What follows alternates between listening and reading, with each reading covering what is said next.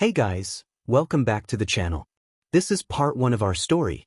If you like this What If story and want to see part 2, let me know in the comments below. Before we start, don't forget to like, subscribe, and share this video with your friends. Also, check the description for more great content and my playlist. This story was posted by 𝐒𝐬𝐬 on Wattpad. Now let's start. Hey, 𝐾𝐿, wait for me. A 7-year-old boy with green hair, wearing a red t-shirt and black breathes, called out as he followed his childhood friend, an ash-blonde boy named 𝐒𝐮𝐩𝐸𝐵𝐵, whom he affectionately referred to as 𝐾𝐿. Then you better hurry up, Deku, 𝐒𝐵𝐵𝐸 replied, urging the green-haired boy as they walked with 2 other kids into a forbidden part of the park. As they continued their adventure, they stumbled upon a river, with only a slippery tree log available to cross. 𝐒𝐵𝐸 decided to take the lead. Hey, what are you waiting for? It's easy to cross. Watch, I'll show you how it's done, he said confidently as he climbed onto the log. See, it's easy. However, just as he was demonstrating, he lost his footing and fell into the water below. Hey, 𝐒𝐵𝐸, are you all right? One of the other boys called out, peering down at him. Yeah, I'm fine, don't worry, 𝐒𝐵𝐸 replied as he emerged from the water. Hey, 𝐾𝐿, are you okay? Izuku asked, standing at the water's edge and extending his hand to help his friend. But 𝐒𝐵𝐸, feeling angered, retaliated with his explosive quirk, causing a blast that knocked Izuku out. In his fury, 𝐒𝐵𝐸 stormed off, leaving Izuku unconscious in the water. A few minutes later, Izuku regained consciousness, realizing it had started to rain. Seeking shelter, he found an abandoned hospital and decided to explore. As he wandered through the building, he discovered a secret room marked Cyber Rescue Center. Inside, he noticed a staircase leading up and decided to investigate further. Upon reaching the top, he entered a room that resembled an office.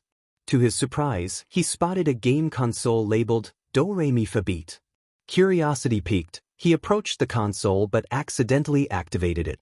The screen lit up, revealing 2 characters, a girl with pink hair and a boy with black hair. Hey, who are you? The pink-haired girl asked, startled to see him. Izuku instinctively stepped back, feeling frightened. Poppy, you're scaring him, the black-haired boy said, addressing the girl as Poppy. Oops, sorry 𝗟𝗏𝗏, Poppy replied, trying to ease the tension. They both jumped out of the game, startling Izuku even more, who was ready to flee. Wait, don't worry. We won't hurt you, Poppy said, attempting to calm him down. How can I know you're not lying to me? Izuku asked, hiding behind the staircase for safety. If we wanted to hurt you, we would have done it already, 𝗟𝗏𝗏 reassured him, trying to coax the frightened boy out of hiding. After a moment of hesitation, Izuku cautiously emerged. So, who are you people and why were you in that game console? He inquired. My name is Poppy 𝗶𝗶𝗶𝗶, and this is 𝗟𝗏𝗏𝗏. Poppy introduced herself and her companion, kneeling down to Izuku's level. And what's your name? And my name is Izuku Midoriya. Nice to meet you, he stammered shyly. So, who are you people? Why were you in the game? Is that console in the hospital some kind of experiment for an antibody or something? He continued, his curiosity bubbling over. Slow down, we can answer your questions, but take it easy, okay? Poppy said, smiling gently. She then explained that they were called bugsters, who once attempted to take over the world but had decided to coexist with humans after defeating a bugster known as 𝐒𝐮𝐬𝐸𝐴, alongside their allies called Kamen Riders, a battle that took place 100 years ago. Intrigued, Izuku suddenly recalled something important and asked, Do you know what a quirk is? What is that? 𝗟𝗏𝗏 asked, curious about what Izuku meant. Izuku then explained what a quirk was and how people used them to become pro-heroes. Interesting, so do you have a quirk? 𝗟𝗏𝗏 inquired. Upon hearing this, Midoriya's expression shifted from happy to sad. Hey, what's wrong? Did I say something? 𝗟𝗏𝗏 asked. No, it's just that unlike most kids, I don't have one. I'm quirkless. I wish I had a quirk so I could save people's lives and help them smile, Izuku admitted, tears beginning to form in his eyes. Seeing this, the 2 bugsters felt a wave of sadness for the boy who aspired to be a hero and save lives. He reminded them of 𝐒𝐮𝐬, who had pursued a career as a doctor for the same reasons. Just then, Poppy came up with an idea to help Midoriya become a hero. "Hey, Parrot, can I talk to you for a minute? I know a way to help him," she whispered. "What is it, Poppy?" Parrot asked. "What if we give him the gamer driver and all the gas hats, including yours?" Poppy suggested energetically. At first, Parrot hesitated, but seeing the boy's determination reminded him of 𝐒𝐮𝐬, and he agreed. After all, the world needed a Kamen Rider again. "Okay, but I will need to infect him like I did with 𝐒𝐮𝐬 so he can use the gas hats." "He has to agree to it," Parrot explained. "All right, I'll go get the gas hats and the gamer driver while you talk to him," Poppy replied, nodding as she left. Parrot walked back to Izuku, kneeling down in front of him. "Izuku, if I said I could give you the power to help and save lives, would you accept that power?" he asked kindly. Izuku looked at Parrot in confusion. "What do you mean, give me power? You mean to make me into a Kamen Rider? Can you really do that?" he asked, curiosity evident in his tone. "Yes, I can. So, would you accept the power?" Parrot confirmed. Midoriya thought for a moment. Gaining the power to protect people, stop villains, and become like his hero All Might was a chance of a lifetime. He looked at Parrot and smiled, nodding in agreement. Parrot returned the smile. "Now, normally we would need you to go through some surgery, but there is an alternate way we can do this," Parrot explained. "What is it and how?" Izuku asked, intrigued. "I have to infect you to do it, but your personality will change," Parrot said. "Change how?" Izuku inquired. "It will change you from being nervous and shy to calm and confident," Parrot replied with a smile. "Okay, let's do it." "I'm ready," Izuku said, determination in his eyes. As soon as he said that, Parrot transformed into a fine dust and enveloped Izuku. His hair flew upward, and for a brief moment his eyes flashed red before returning to green. Poppy then returned with a black briefcase and a belt. "Okay, Midoriya, I believe you know how to use these," Poppy said, handing Izuku the gamer driver and a pink gas hat with the words, "Mighty Action X," emblazoned on it. Izuku smiled and put on the gamer driver. Gamer driver. He pressed the button on the gas hat. Mighty Action X.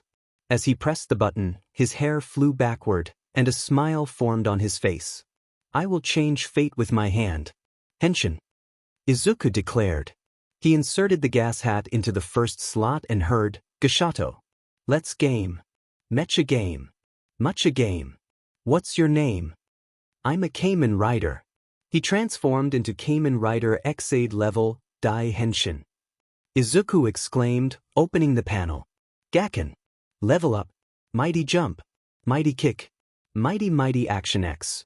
Izuku Midoriya transformed into Kamen Rider 𝐒𝐮𝐬 level 2, marveling at the experience. He expressed his gratitude to Poppy and Parrot, then undid his transformation. He thanked Poppy with a gesture and acknowledged Parrot as he reappeared. Izuku inquired about their plans. Parrot explained that he needed to stay with Izuku to assist him in transforming. Curious, Izuku then asked Poppy what she intended to do. Poppy shared her excitement about traveling the world and discovering new places. As they exited the hospital, Izuku carried a briefcase containing the gas hat and the gamer driver, while Poppy pulled a yellow suitcase behind her. They made their way to a safe spot in the park. As they reached their destination, Poppy bid farewell, wishing Izuku good luck and asking Parrot to look after him. With a wave, she departed on her journey. Once Poppy was out of sight, Parrot turned to Izuku, suggesting they keep their adventures a secret. Izuku agreed, and Parrot returned to his form inside Izuku as they walked home, marking the beginning of a story about a quirkless boy destined to become the greatest hero. 7 years later, a 14-year-old Izuku was on his way to school when he spotted a giant villain wreaking havoc on a train track. Just then, a pro-hero named 𝐴𝐻 appeared, saving civilians from a falling sign. Another hero, Backdraft, instructed the crowd to stay behind a line. Izuku, excited, pulled out his notebook labeled Hero Analysis and began taking notes. Parrot, from within, commented on Izuku's enthusiasm. Suddenly, a hero in a black suit with wooden arms leaped over the crowd, rushing towards the villain. The crowd cheered for 𝐒𝐮𝐬, who was making a name for himself. An older man acknowledged Izuku's fandom, and Izuku admitted he was a bit of a fanboy. 𝐒𝐮𝐬 confronted the villain, declaring him an evil avatar and preparing to attack. Just as he was about to strike, 𝐒𝐮𝐬 Lady intervened, delivering a powerful kick to the villain and announcing her arrival as the next hottest hero.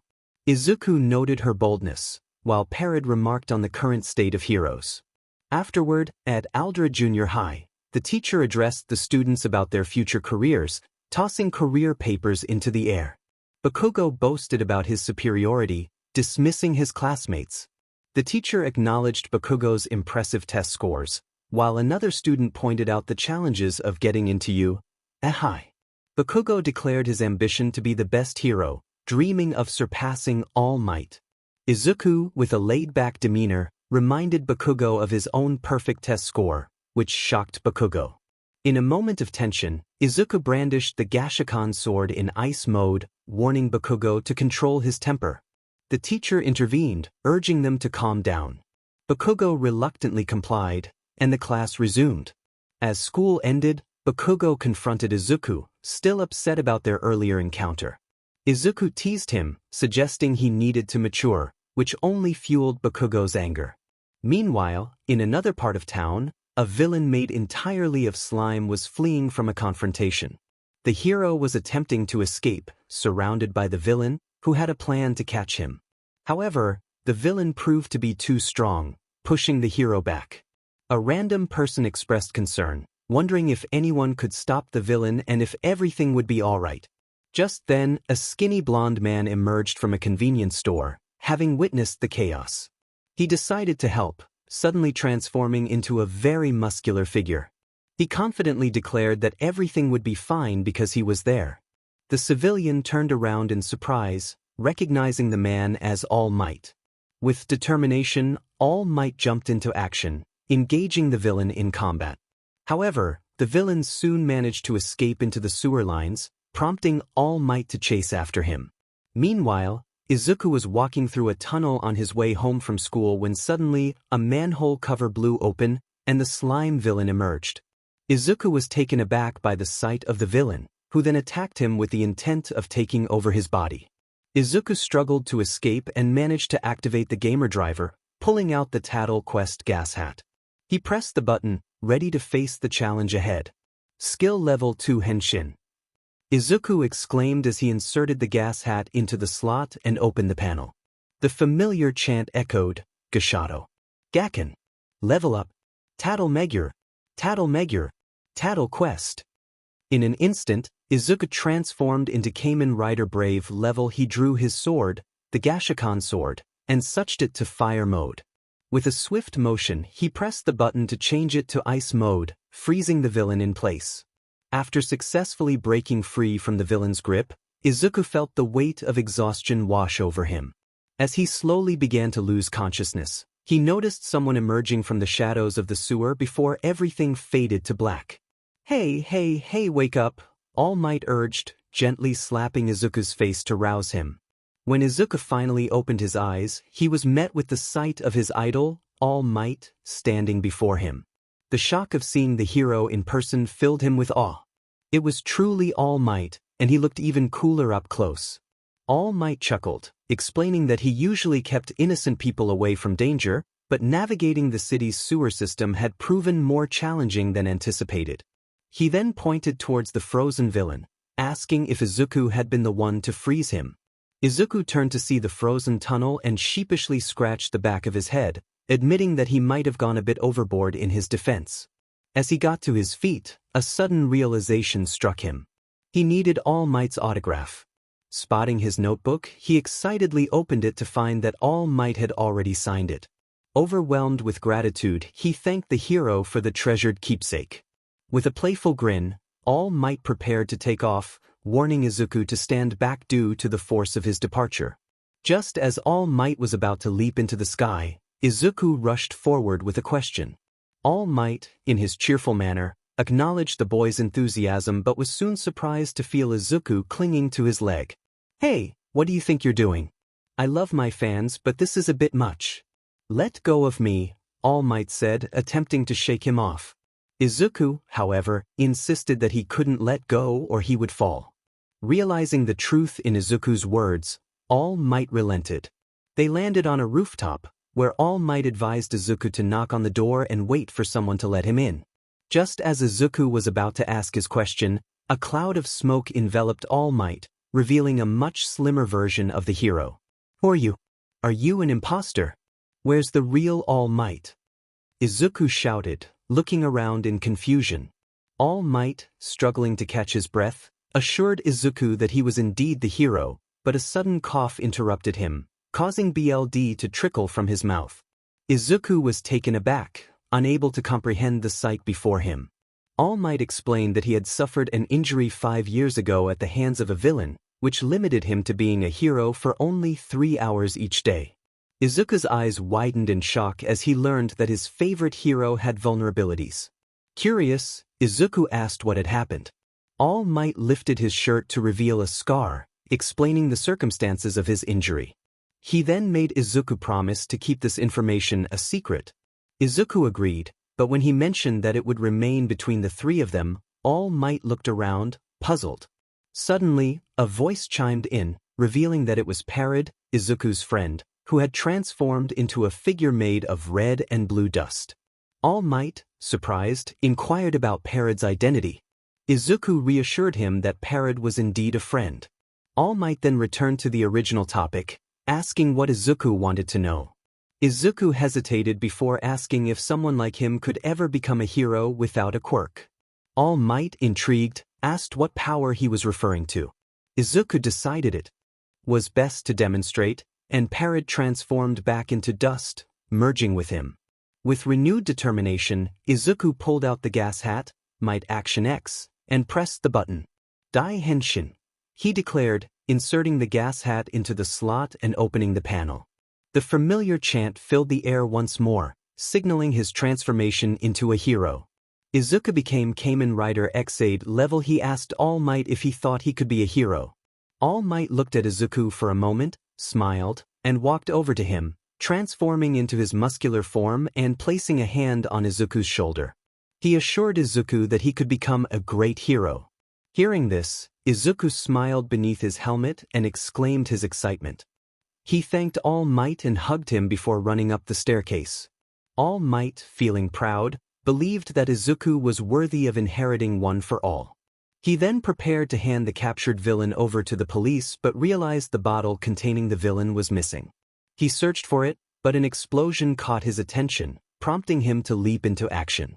Meanwhile, in an alleyway, Bakugo and his goon were discussing their frustrations. Bakugo expressed his anger towards Izuku, feeling that he had become arrogant. In a moment of frustration, he kicked a bottle, unknowingly releasing the villain that All Might had captured. The villain, now free, declared his intent to attack Bakugo and his goon, leading to a chaotic explosion. Back in the present, the pro-heroes were engaged in a struggle. Backdraft was busy extinguishing flames, 𝐒𝐮𝐬𝐷 was rescuing civilians, and 𝐸 was unable to assist due to the narrow streets.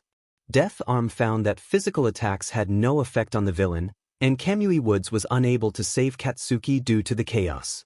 All Might could only watch as the situation unfolded. Amidst the crowd, civilians wondered where All Might was, confused by his absence. Izuku, taking a detour home due to a frozen tunnel, noticed a gathering in the shopping district. He saw 𝐸 standing by, unable to help, and his expression turned to horror as he spotted the villain from earlier, capturing Katsuki. He approached 𝐒𝐮𝐬𝐷, questioning why he wasn't doing more to save Katsuki. 𝐒𝐮𝐬𝐷 explained that fire and wood didn't mix well, but Izuku insisted that heroes should save lives regardless of the risks. Determined, he activated his gamer driver, pulled out the Tattle Quest gas hat, and transformed into 𝐒𝐮𝐬𝐷. With a fierce determination, Izuku charged into battle, ready to confront the villain. 𝐒𝐮𝐬𝐷 called out to him, surprised by his recklessness. The villain recognized Izuku and threatened him, but Izuku skillfully countered the attack, freezing the villain's slime and breaking through to rescue Katsuki. After freeing him, Izuku continued to freeze the villain, preventing his escape. Just as the villain was about to flee, All Might arrived and delivered a powerful punch, ending the confrontation. Soon, The villain was taken away by the police, and the pro-heroes commended Izuku for his bravery, though they also scolded him for being reckless. One of the heroes even gave him a kiss on the cheek, causing Izuku to blush. Later, as Izuku walked away, Bakugo approached him, insisting he didn't need Izuku's help. Ignoring him, Izuku continued on his way until All Might appeared dramatically, declaring his presence with his catchphrase. Izuku asked if All Might was surrounded by reporters. All Might chuckled, saying that escaping them was easy for him, but he was suddenly interrupted as blood trickled from his mouth, transforming him back to his slimmer form. He apologized and cleared his mouth before continuing. Izuku inquired if All Might needed something. All Might reminded him of their conversation on the rooftop, where he had predicted that Izuku would become a great hero. Izuku expressed his disbelief, questioning how he could surpass All Might, the legendary hero. Just then, 𝗟𝐼𝐸𝐷 emerged from Izuku, suggesting that All Might might help him become a hero.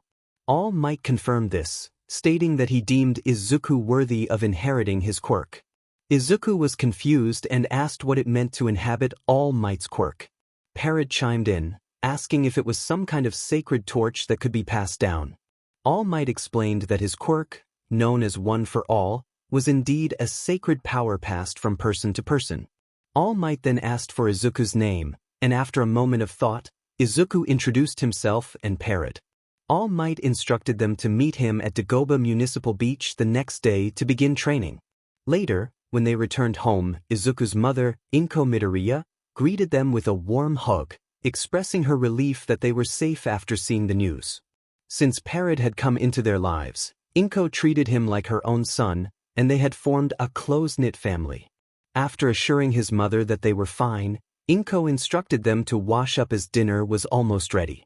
After dinner, they both went to bed to rest for the challenges ahead.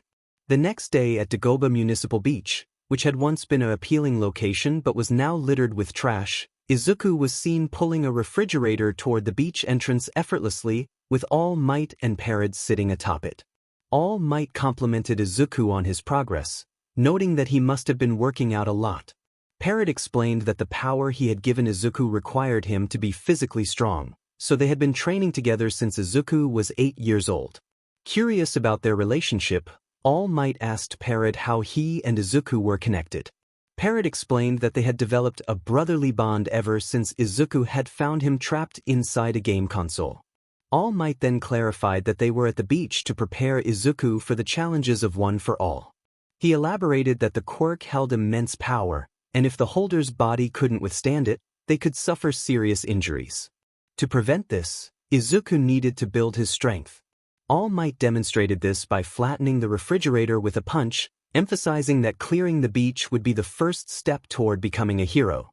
𝗟𝐸𝐷 confirmed that they were there to help Izuku build his body. All Might called out to Izuku, who was pushing a car loaded with appliances, asking if he was ready to begin training. Izuku enthusiastically affirmed his readiness, and 𝗟𝐸𝐷 added that he would also train Izuku to help him progress. 7 months later, with only 3 months remaining until the U entrance exam, Izuku had made significant improvements, now capable of handling up to level 20 and ready to receive One for All. All Might informed him that it was time to inherit the power.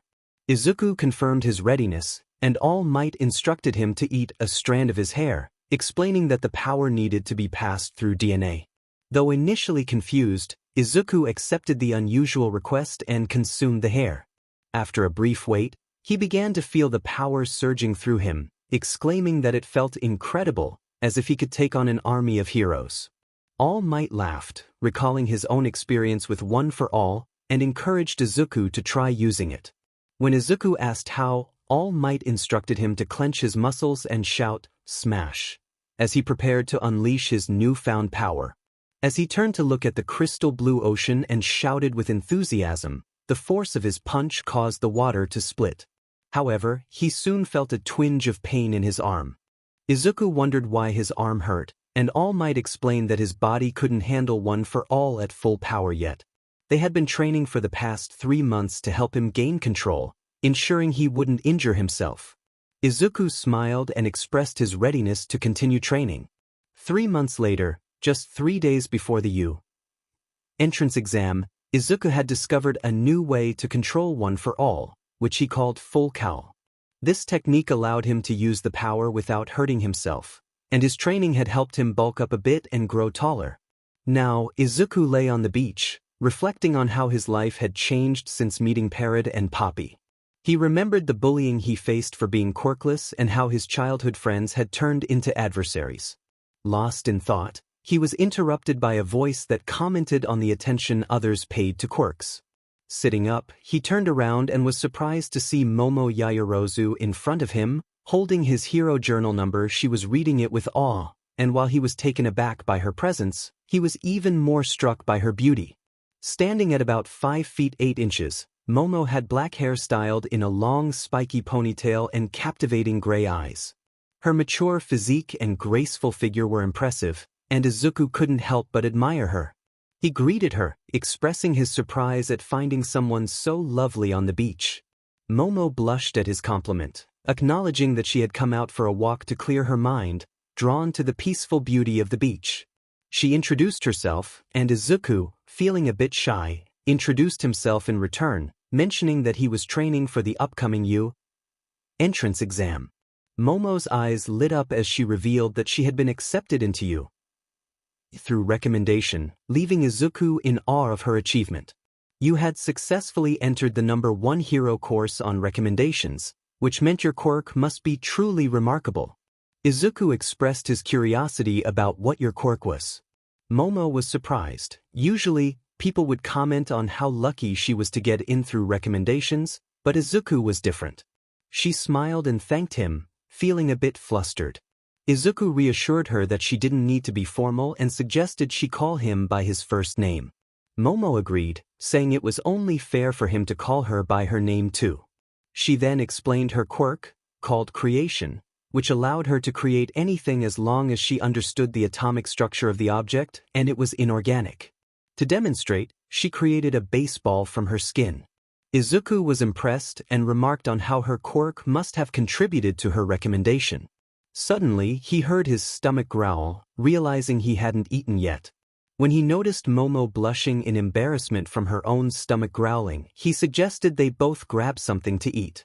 He mentioned a good fast food restaurant nearby, and Momo agreed to join him. After their meal, it was already 6:30 p.m., and they needed to head home. Izuku asked Momo where her house was, and she mentioned it was a bit far, taking about 30 minutes to walk. Concerned for her safety, Izuku offered her a ride. Momo was curious about how they would travel, and Izuku revealed the Bakuso bike gas hat. After activating it, the Bakuso bike gamer appeared. Izuku put on a helmet and handed one to Momo, instructing her to do the same before they set off toward her house. They arrived in front of a large gate, and Izuku commented on how impressive her house was, suggesting she must be wealthy. Just as he was about to leave, Momo stopped him and proposed they exchange phone numbers to stay in touch. After they exchanged numbers, Momo entered her house and Izuku rode off, feeling pleased that he had talked to a girl and even gotten her number.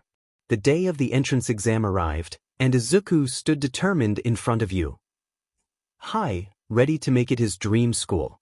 As he was about to enter, Bakugo pushed past him, still angry about Izuku saving his life. Izuku remarked on Bakugo's unchanged attitude, but Bakugo dismissed him, stating he didn't need advice from him. As Izuku prepared to enter the building, he noticed 𝐼𝐻𝐿 𝐼𝐻𝐿 about to fall.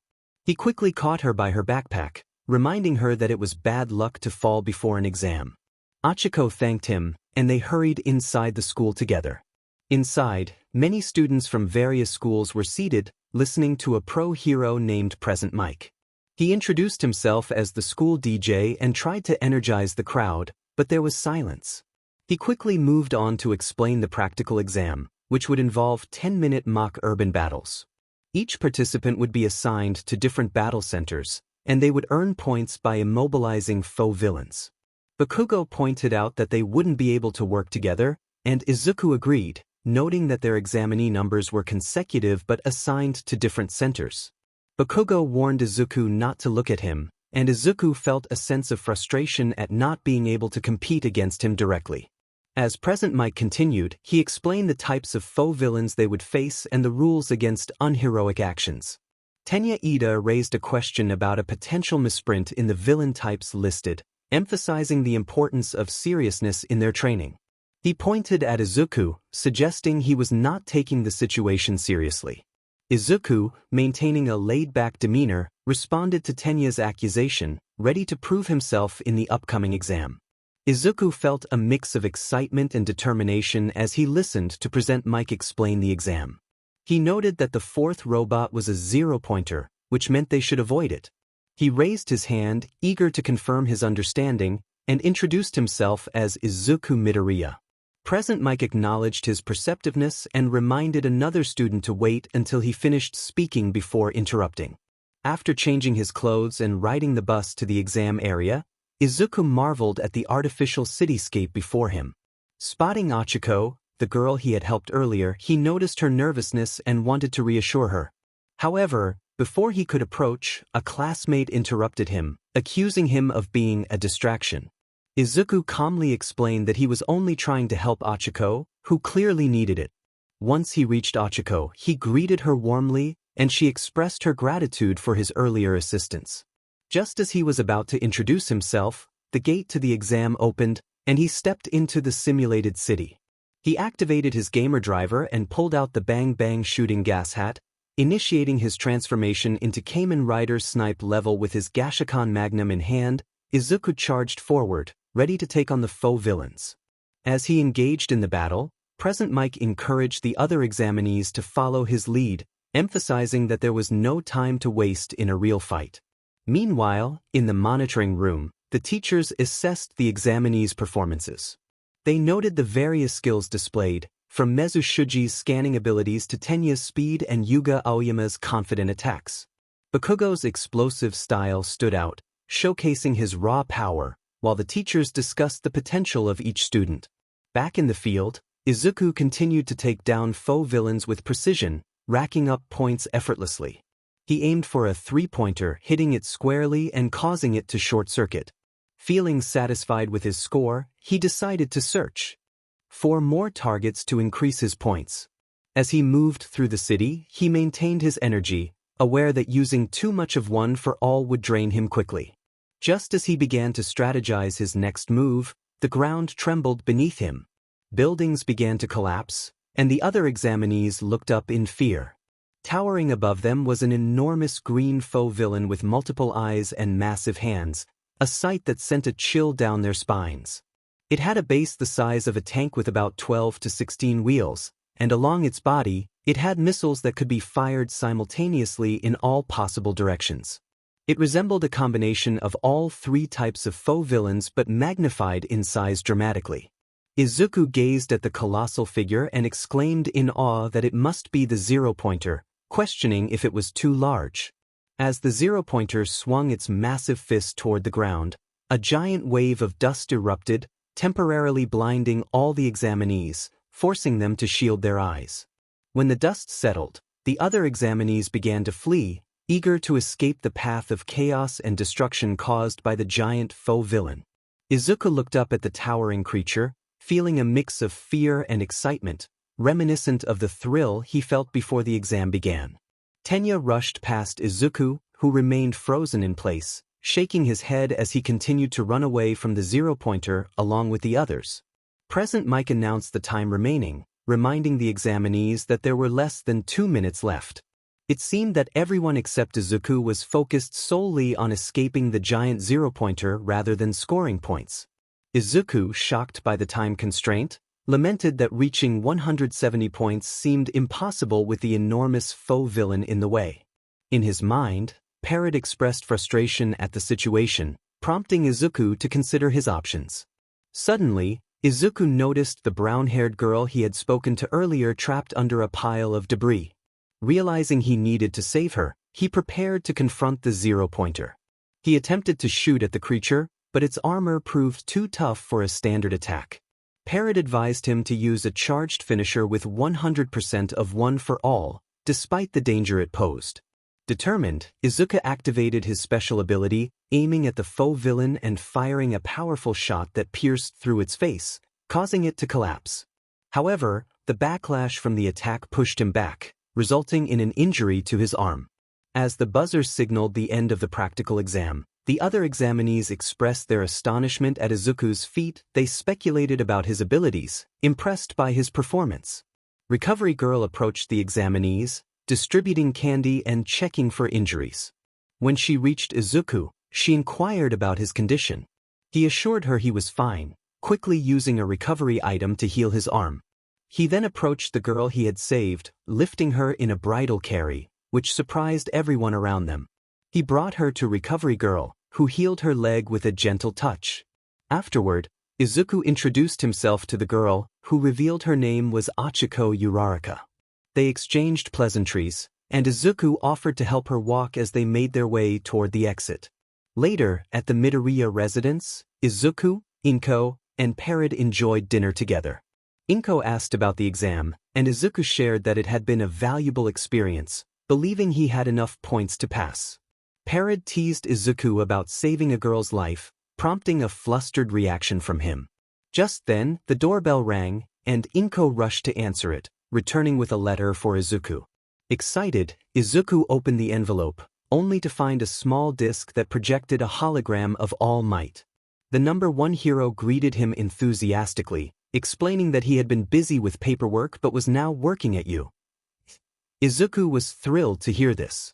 All Might continued, congratulating Izuku on achieving a perfect score on the written exam and an impressive 171 points on the practical exam, making him one of only 4 people in history to score over 100 points. Izuku felt a surge of pride at the news, but All Might then mentioned a secret component added to the test, piquing Izuku's curiosity about what was to come. First, All Might directed everyone's attention to a video he was about to play. He clicked a button on the remote, and the screen lit up. Izuku was taken aback as he saw Izuku approaching Present Mic. She had come to negotiate directly after the exam, and Izuku wondered what she was negotiating about. All Might encouraged everyone to keep watching. Izuku spoke about a person in armor who had saved her life, describing him as having green curly hair and being quite tall. Izuku realized she was talking about him, and 𝗟𝗏, who had been standing at the door, confirmed it. He urged Izuku to focus on the video. Izuku expressed her longing to give some of her points to the person who saved her, reflecting on how he had risked his safety to help her instead of focusing on gaining points for himself. All Might paused the video to highlight that Izuku's actions had inspired others, emphasizing the importance of heroism beyond just scoring points. He explained that the entrance exam was not graded solely on villain points. Present Mic added that even if Izuku wanted to give her points, it wasn't possible and there was no reason to do so. All Might passionately defended the importance of rescue points, stating that they were awarded by judges based on a hero's ability to save others. A scoreboard appeared, revealing the scores of all the examinees. Izuku's name was at the top, and All Might announced that he had scored 60 rescue points. Izuku followed closely with 45 rescue points. Together, their scores totaled an impressive 231 points, making Izuku the highest scorer in history, the first to surpass 200 points. Izuku was overwhelmed with emotion, feeling as if he were dreaming. 𝗟𝗏 playfully punched him on the shoulder, reminding him to stay strong as he was about to enter his dream school. All Might welcomed Izuku to you, and with determination, Izuku prepared to embark on his journey to become the greatest hero of all time. In the Midoriya household, Izuku was busy gathering his supplies for school, with his mother, 𝐒𝐮𝐬, and 𝗟𝗏 assisting him. They checked off items from a list, ensuring he had everything he needed. Izuku reassured his mother that they were ready for this long-awaited moment. 𝗟𝗏 humorously mentioned that he would be with Izuku every step of the way, albeit in a different form. 𝐒𝐮𝐬 expressed her happiness for Izuku, proud that he was finally going to his dream school. As Izuku adjusted his uniform and prepared to leave, 𝐒𝐮𝐬 wished him luck, and he thanked her before stepping out the door. He made his way to the train station, which took half an hour to reach you. After arriving, he navigated the large campus in search of his classroom. Eventually, he found the door labeled 1A. He marveled at its size, speculating that it must be meant for those with enlargement quirks. He hoped that 𝐾𝐿 and a certain other individual would not be in his class, as he found them quite bothersome. As he opened the door, he was immediately met with a stern voice telling him to remove his feet from the table. 𝐻𝐬 introduced himself and expressed concern about the rudeness of such behavior towards upperclassmen. 𝐒𝐮𝐲, however, dismissed 𝐻𝐬's concerns, revealing his competitive nature. Izuku felt a bit overwhelmed by the attention as his classmates recognized him as the one who had defeated the 0-pointers during the entrance exam. As the students turned their focus to him, Izuku awkwardly acknowledged their stares. 𝐒𝐮𝐲 smirked, acknowledging Izuku's success. 𝐻𝐬 attempted to introduce himself again, but Izuku interrupted, introducing himself and smiling sheepishly. 𝐻𝐬 praised Izuku, admitting he had misjudged him, which made Izuku feel a bit uncomfortable. Just then, 𝐼𝐼𝐬 entered the classroom, greeting Izuku and confirming that he had passed the exam, just as 𝐼𝐻𝐽𝐺 had said. "That blast was amazing," 𝐼𝐼𝐬 remarked, noticing Izuku's face turning bright red. Izuku stammered, attributing his success to her direct conversation with the instructor. 𝐼𝐼𝐬, curious, inquired how he knew about that. Izuku hesitated, trying to find the right words. 𝐒𝐮𝐲 observed the scene with interest, contemplating whether the day was just for the entrance ceremony and orientation. He wondered what their teachers would be like and if anyone else felt nervous. 𝐼𝐼𝐬, standing close to Izuku, expressed her own anxiety about meeting their new instructors. Izuku, flustered by her proximity, tried to maintain his composure. 𝗟𝗶𝗸 teased Izuku about his nerves, pointing out that he had only met 𝐼𝐼𝐬 a week ago. Just then, Shoutaizawa, known as the Erasure Hero, interrupted with a monotone voice, suggesting that if they were only there to make friends, they should leave. 𝐼𝐼𝐬 and Izuku glanced outside the door to see Aizawa inside a yellow sleeping bag, sipping from a juice box. Aizawa informed them that this was the hero course and stood up, unzipping his sleeping bag. He noted that it took them 8 seconds to quiet down, emphasizing that time was limited. He introduced himself as their homeroom teacher and instructed them to put on their gym uniforms and head out to the field. Meanwhile, in the teacher's lounge, All Might was perusing the teacher directory, reflecting on how did not adhere to traditional educational paths. He considered how the first day could vary greatly depending on the homeroom teacher. Back with Class 1A, the students reacted with shock at the announcement of a Quirk assessment test. They voiced their confusion about the entrance ceremony and orientation, but Aizawa reminded them that if they wanted to become heroes, they had no time for leisurely events. Yu-'s unique approach to education was part of what made it stand out. Aizawa turned to face the shocked expressions of Class 1A. He noted that the students had been participating in physical tests since junior high, tests where they were not permitted to use their quirks. He pointed out that the country still relied on averages derived from results of students not using their quirks, which he deemed irrational. He mentioned that the Ministry of Education was procrastinating on addressing this issue. Then, Aizawa's gaze shifted to Izuku. He acknowledged Izuku's remarkable achievement in the practical exam, highlighting that he had finished at the top with the only score exceeding 200 points, marking the highest score ever recorded in U.S. history. Aizawa noted that Izuku had managed to take down the 0-pointer while others had to retreat, which was quite impressive. The rest of the class looked at Izuku in awe. 𝐻𝐬 expressed his admiration for Izuku, noting how impressive it was that he had accumulated so many points. 𝐼𝐼𝐬 echoed this sentiment, marveling at Izuku's achievement and acknowledging that he must be stronger than she had initially thought. Izuku felt a rush of warmth and modestly rubbed the back of his head, downplaying his success by saying it wasn't a big deal since it was just the entrance exam. He reminded them that both she and Iida had also scored well. 𝐼𝐻𝐽𝐺, in Izuku's mind, encouraged him, while 𝐒𝐮𝐲 simmered with frustration. He couldn't believe that Deku had managed to score so high and threatened him in his typical fiery manner. However, Aizawa interrupted 𝐒𝐮𝐲, redirecting the focus back to Izuku. He asked about Izuku's best result for the softball throw during junior high, to which Izuku replied that it had been 55 meters. Aizawa then instructed him to attempt the throw using his quirk. Izuku caught the softball thrown toward him with ease. He walked to the designated circle, stretching to loosen his muscles. Activating one for all, full cowl, he felt the familiar sense of ozone fill the air, accompanied by green sparks of lightning surrounding him. He decided to hold back, thinking that using only 1% of his power would be sufficient. Gripping the softball tightly, he took a step forward, arched his back, and unleashed a powerful Detroit smash. The ball soared through the air, propelled by gusts of wind that caused the other students to stagger slightly. Aizawa observed Izuku with a discerning eye, questioning whether he was truly giving it his all.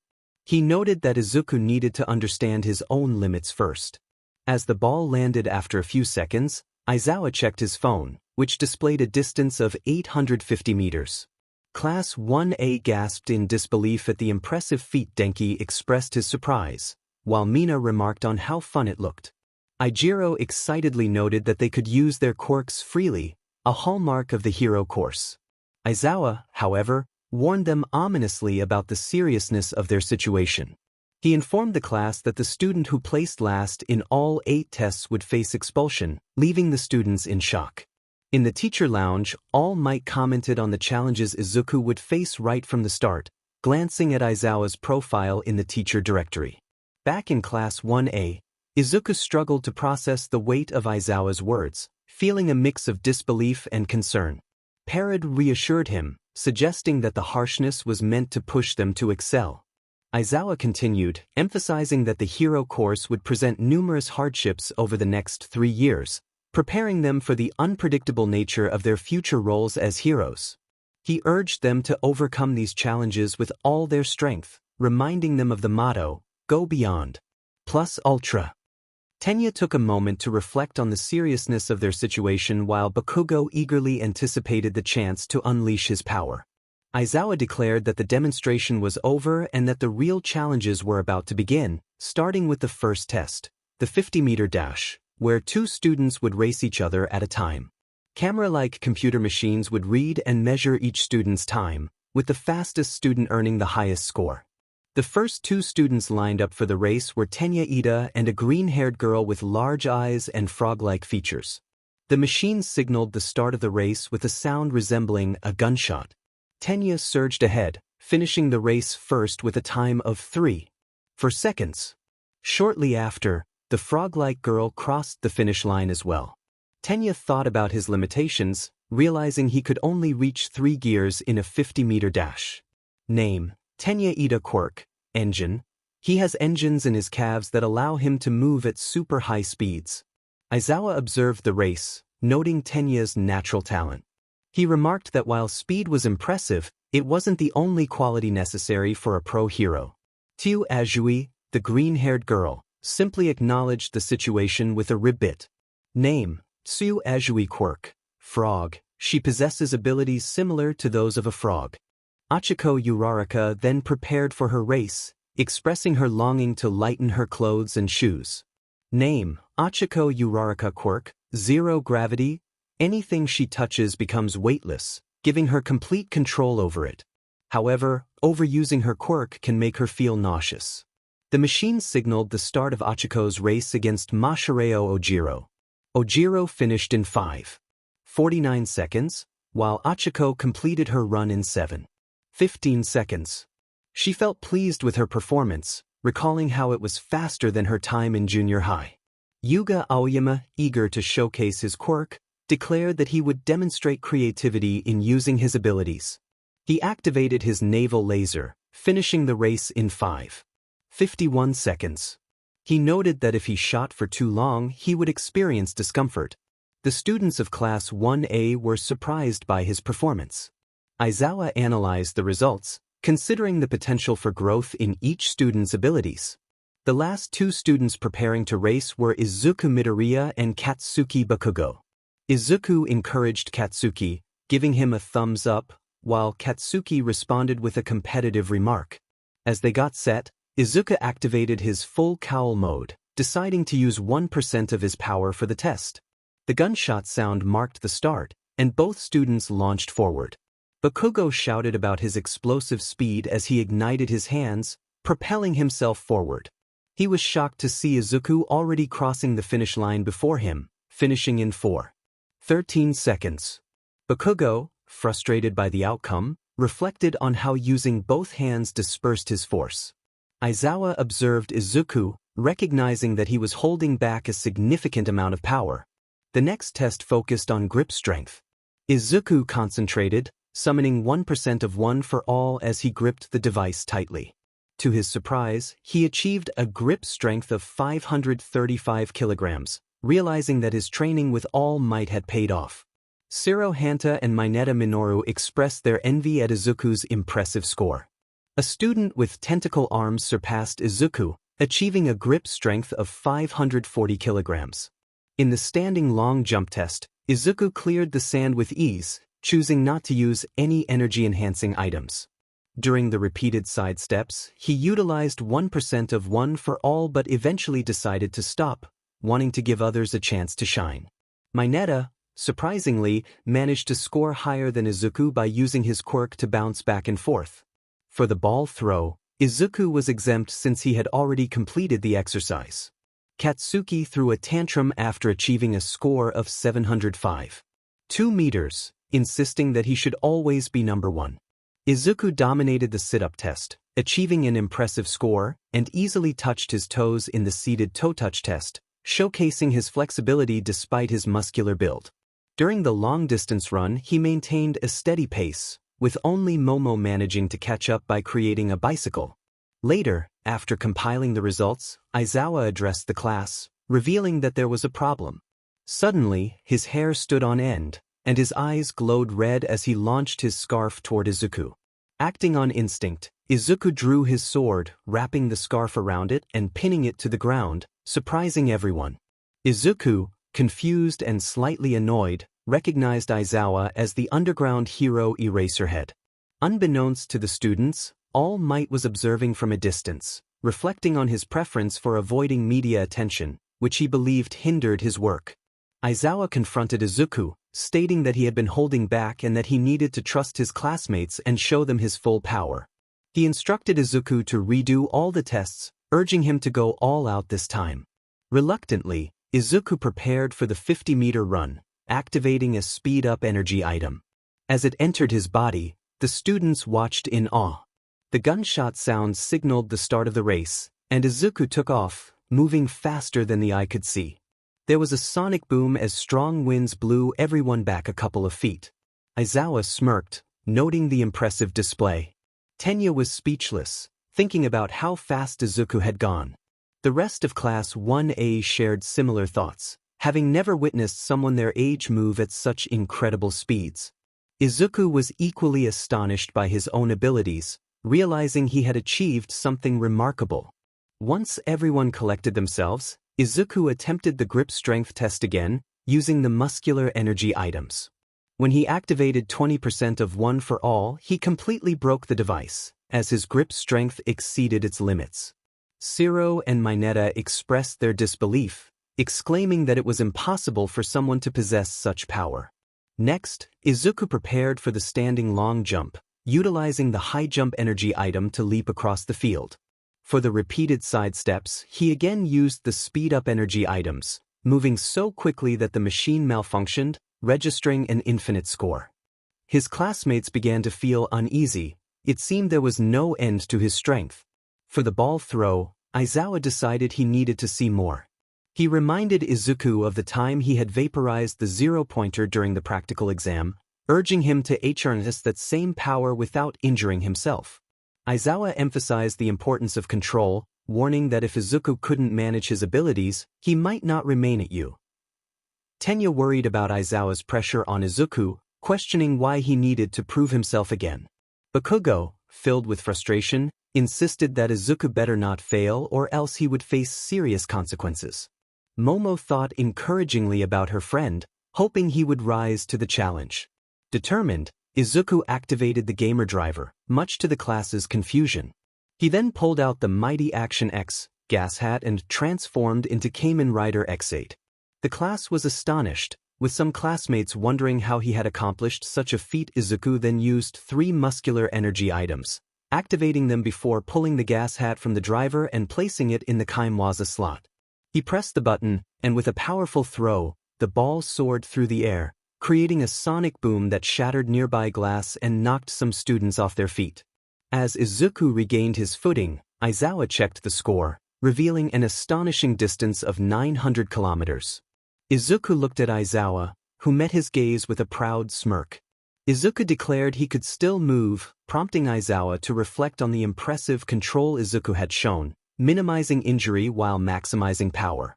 Class 1 erupted in shock at the incredible distance Izuku had thrown the ball. Achiko cheered, thrilled that Izuku had exceeded expectations and wouldn't be expelled.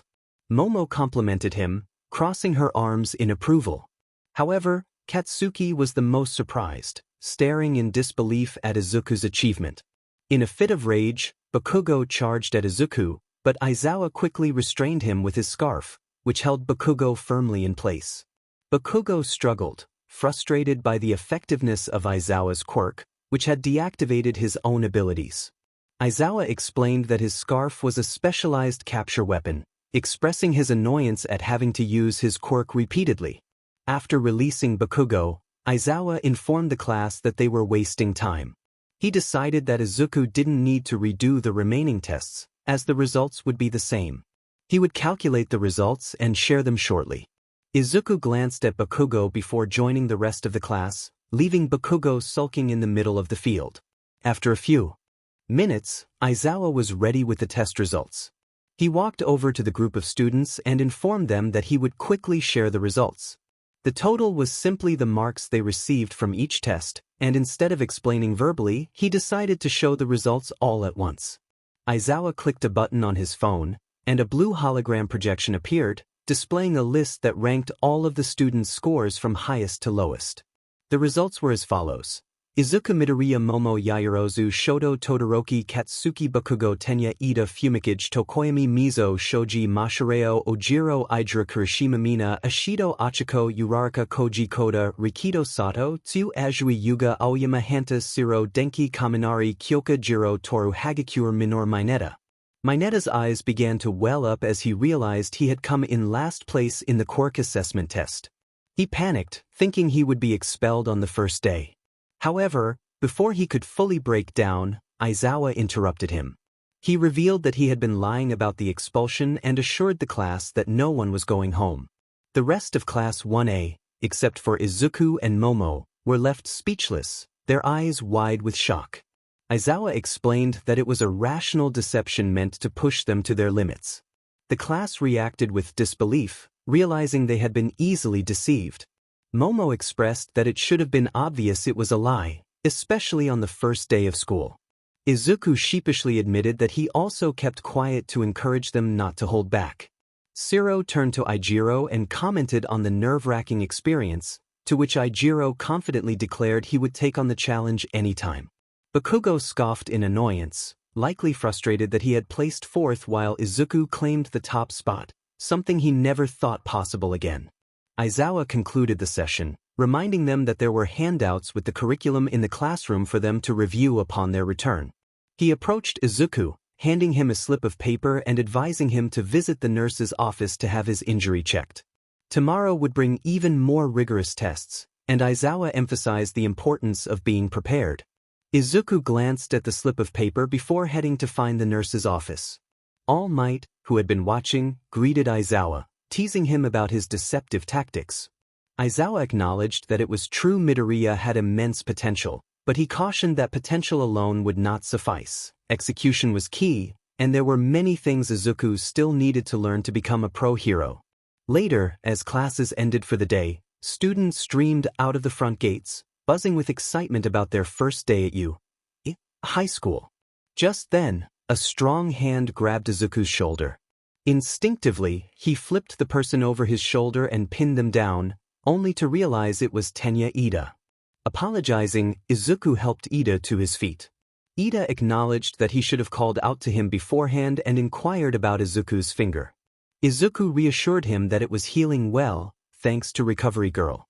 Ida expressed his admiration for 𝐼𝐬𝐽, noting that the teacher's unconventional encouragement had ultimately worked. Although he thought threatening expulsion was a bit extreme, he recognized it was necessary for the outcome. Izuku reflected on Ida's earnestness and dedication to his education, realizing it was an important trait for aspiring pro heroes. Just then, Achiko called out to them, asking if they were heading to the train station and urging them to wait for her and Momo-chan. Tenya recognized the two young ladies as the Infinity Girl and the one who placed second in the Quirk assessment test right behind Midoriya. He introduced himself, and 𝐒𝐮𝐬 𝐃𝐞𝐭 cheerfully explained that she was friends with Midoriya and suggested they all head to the train station together. Momo smiled and added that she thought it would be nice to bring 𝐒𝐮𝐬 along. 𝐒𝐮𝐬 pointed at Ida, trying to get his name right. She then asked Izuku if she could call him Deku. Izuku was taken aback by the question, wondering why she would want to use that name. 𝐒𝐮𝐬 explained that during the fitness test, Bakugo had called him Deku in a rather harsh manner. Izuku, feeling embarrassed, shared that while his real name was Izuku, Deku was a nickname Bakugo used to insult him, meaning good for nothing and worthless. Tenya chimed in, expressing that it wasn't a nice way to greet a classmate.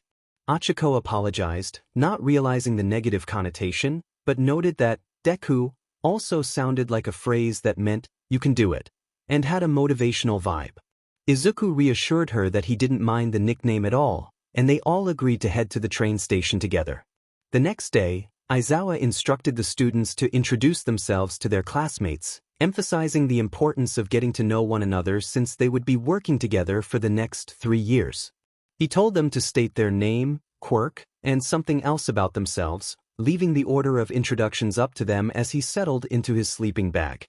As the students took turns introducing themselves, 𝐼𝐻𝐬, who was completely invisible except for her outfit, went first. She nervously introduced herself, explaining her quirk, transparency, and shared her fondness for plushies. Next was 𝐒𝐮𝐩𝐸 Shoji, who introduced his quirk, dupli arms, allowing him to create replicas of his body parts on his tentacles. He mentioned that he had never had any worldly desires. Masahiro Ojiro followed, sharing that his quirk was simply his tail, which helped him maintain balance, and that he practiced martial arts. Yuga Aoyama dramatically introduced himself next, showcasing his quirk, the fabulous naval laser, which allowed him to shoot a laser from his belly button, although it caused him discomfort if used for too long. He also mentioned that he spoke French. Katsuki Bakugo then stepped up, scowling at Yuga. He introduced himself and stated his quirk, explosion, confidently declaring his ambition to become the _1 hero while warning others to stay out of his way. Izuku thought to himself that Bakugo would likely never change, and Parrot agreed. Kyokujiro, the next student, introduced herself, explaining her quirk, earphone jack, which allowed her to hear well through thick walls and play music with various instruments. Denki Kaminari followed, sharing his quirk, electrification, which enabled him to release electricity from his body. He also mentioned his love for reading manga and comics. Mina Ashido bounced to the front, introducing herself and explaining her quirk, acid, which allowed her to secrete corrosive acid from her skin. She expressed her dislike for bullies, specifically addressing Bakugo, who responded with an annoyed gesture. Finally, it was Izuku's turn. He walked to the front, smiling brightly as he introduced himself and explained that he was quirkless but had obtained a power that allowed him to transform. He shared his interests in video games, singing, and competitive dancing. 𝐻𝐼𝐴 introduced himself next, explaining his quirk, tape, which allowed him to shoot a tape-like material from his elbow. He expressed his enthusiasm for video games and suggested they hang out sometime. Izuku smiled and nodded in agreement. Eijiro Kirishima introduced himself, showcasing his quirk, hardening, which made his skin tough enough to punch through concrete. He shared his admiration for the hero Crimson Riot. Azui, with her long teal hair and large eyes, introduced herself last, explaining her quirk, frog form, which allowed her to perform various frog-like abilities. I can jump really far, climb walls, swim fast, my tongue can extend for several meters, and I can secrete a mild toxin. Maybe because of my quirk, I'm pretty sensitive to the cold. If I cool off too much, I get sleepy. Something about me is that I always say what's on my mind, she thought. Following Tsuyu was Minoru Mineta, who introduced himself with enthusiasm. He explained that his quirk, called Pop-Off, allowed him to pluck the spheres off his head and make them stick to things, although they wouldn't stick to him. Depending on his mood, they could adhere to something for an entire day. However, If he took too many off, he would start to feel lightheaded. He added with a grin that he loved girls, especially girl heroes, and found some of their costumes quite appealing. Most of the students found his comments uncomfortable, responding with boos, while Tenya reprimanded him with a wave of his arms. Izuku felt a surge of frustration at Minata's behavior. Next was 𝐒𝐮𝐬𝐷𝐾𝐭𝐚𝐢, a teen with a head of black feathers and a yellow beak. He introduced himself and explained that his quirk, Dark Shadow, allowed him to materialize a shadow-like creature from his body. He felt there wasn't much else to say about himself. Then came Koji Koda, a shy boy who surprised everyone by writing on a little whiteboard instead of speaking. He shared that his quirk, Animal Voice, enabled him to communicate with animals and influence their actions. Mina encouraged him with a thumbs up, telling him it was really cool, which made him smile slightly before he hurried back to his desk. Tenya Ida stepped forward next, introducing himself with a stiff wave. He explained that his quirk, Engine, gave him powerful engines in his legs, allowing him to increase his speed significantly. Momo Yaoyorozu followed, introducing herself and describing her quirk, Creation, which allowed her to produce objects from any exposed part of her body, as long as she understood their atomic configuration. She mentioned her love for reading and drinking tea in her spare time. Shoto Todoroki, a boy with striking white and red hair, introduced himself quietly. He explained that his quirk, half hot, half cold, enabled him to generate ice from one side and fire from the other. He casually mentioned his fondness for soba. Rikido Sato introduced himself next, sharing that his quirk, Sugar Rush, multiplied his strength significantly for a short PRD after consuming sugar. He also revealed his passion for baking desserts, especially cakes. Finally, the cheerful Achiko Uraraka introduced herself, explaining that her quirk, Zero Gravity, allowed her to make objects weightless by touching them. She mentioned that using her quirk for too long made her feel a bit unwell and playfully noted that the pads on her fingertips resembled a cat's paws. Once she finished, Tenya stood up and approached Mr. Izuku, informing him that the introductions were complete. Izuku, without opening his eyes, instructed the class to review their curriculums and not to be late for their next class. Tenya responded promptly, and most of the class sweat dropped at his seriousness. The High Hero course curriculum included regular required classes, like English, in the morning. Present Mike engaged the class by writing sentences on the chalkboard, asking which one was incorrect.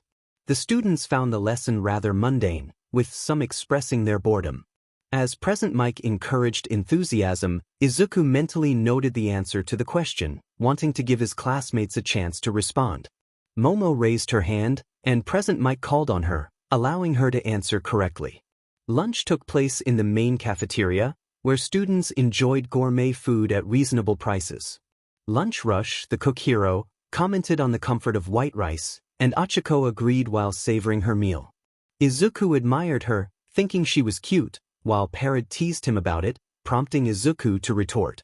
In the afternoon, Class 1A was excited for hero basic training. Izuku smirked, anticipating the arrival of their teacher. All Might burst through the door dramatically, announcing himself as the instructor for hero basic training, where students would learn the fundamentals of being a hero. He revealed that they would start with combat training, holding up a card that read, Battle. Bakugo smirked in anticipation, and Izuku joined in, both eager for the challenge ahead. He couldn't deny his excitement, which matched Kaken's. The mere thought of fighting sent a thrill through him. Having trained with the symbol of peace, he eagerly anticipated what they would be doing next. All Might announced that they had costumes ready, pointing to the wall where boxes numbered from 1 to 20 emerged. These costumes were tailored based on their quirk registrations and requests submitted before school began. The students cheered, eager to try on their new outfits. After changing, All Might instructed them to gather at ground beta. As he waited, he saw figures emerging from the tunnel. He proclaimed that the clothes make the hero, reminding them that they were now officially heroes. Class 1A entered, each student donned in costumes that suited their quirks and reflected their personalities. All Might smiled, approving of their gear and enthusiasm. Before enrolling at High, all students in the hero course submitted their quirk registrations, measurements, and design preferences. A support company prepared state-of-the-art costumes for them, showcasing a remarkable system. As Izuku entered ground beta, all eyes turned to him. His costume was simple, contrasting with the others. 𝐼𝐼𝐬 noticed him and greeted him, but he felt a flush of embarrassment upon seeing her costume. She expressed her disappointment about her skin-tight bodysuit, while Mineta complimented Izuku's choice. All Might observed Izuku's costume with approval, relieved that he was finding his own identity rather than imitating him. Once everyone was ready, All Might announced that it was time for combat training. Tenya asked if they would be conducting urban battles again, but All Might explained they would be advancing to indoor battles, where villains often hide. The class would be split into villains and heroes for 2-on-2 battles, emphasizing the importance of understanding real combat scenarios. Questions flew from the students, overwhelming All Might. He assured them he would answer everything and began explaining the scenario. A villain had hidden a nuclear weapon, and the heroes needed to retrieve it. Izuku commented on the American feel of the situation, while All Might prepared to draw lots to determine team pairings. The random teams were announced, pairing Izuku with 𝐼𝐼𝐬, much to their delight. All Might dramatically revealed the first teams to fight, setting the stage for an exciting challenge ahead. Team A would be the heroes, and Team D would be the villains. Izuku and 𝐵𝐵𝐸 both gasped, surprised to find themselves facing each other so soon.